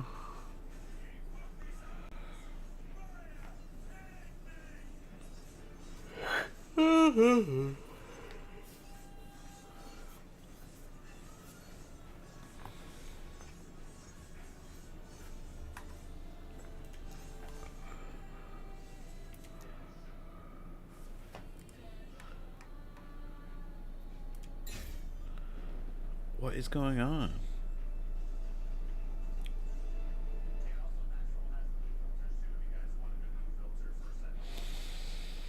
Huh.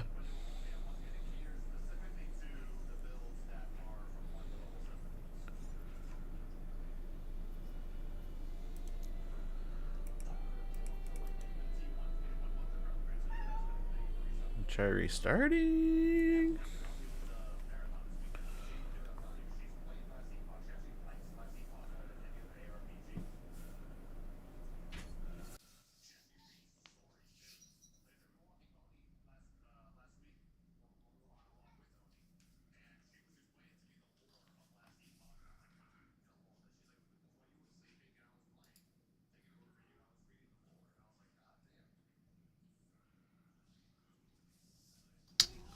I hope this works.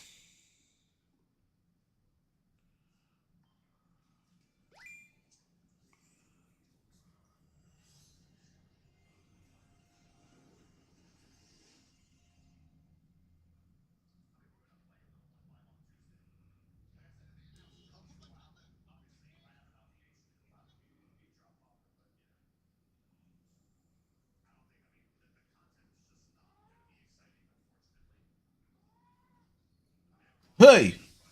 You stop poking me.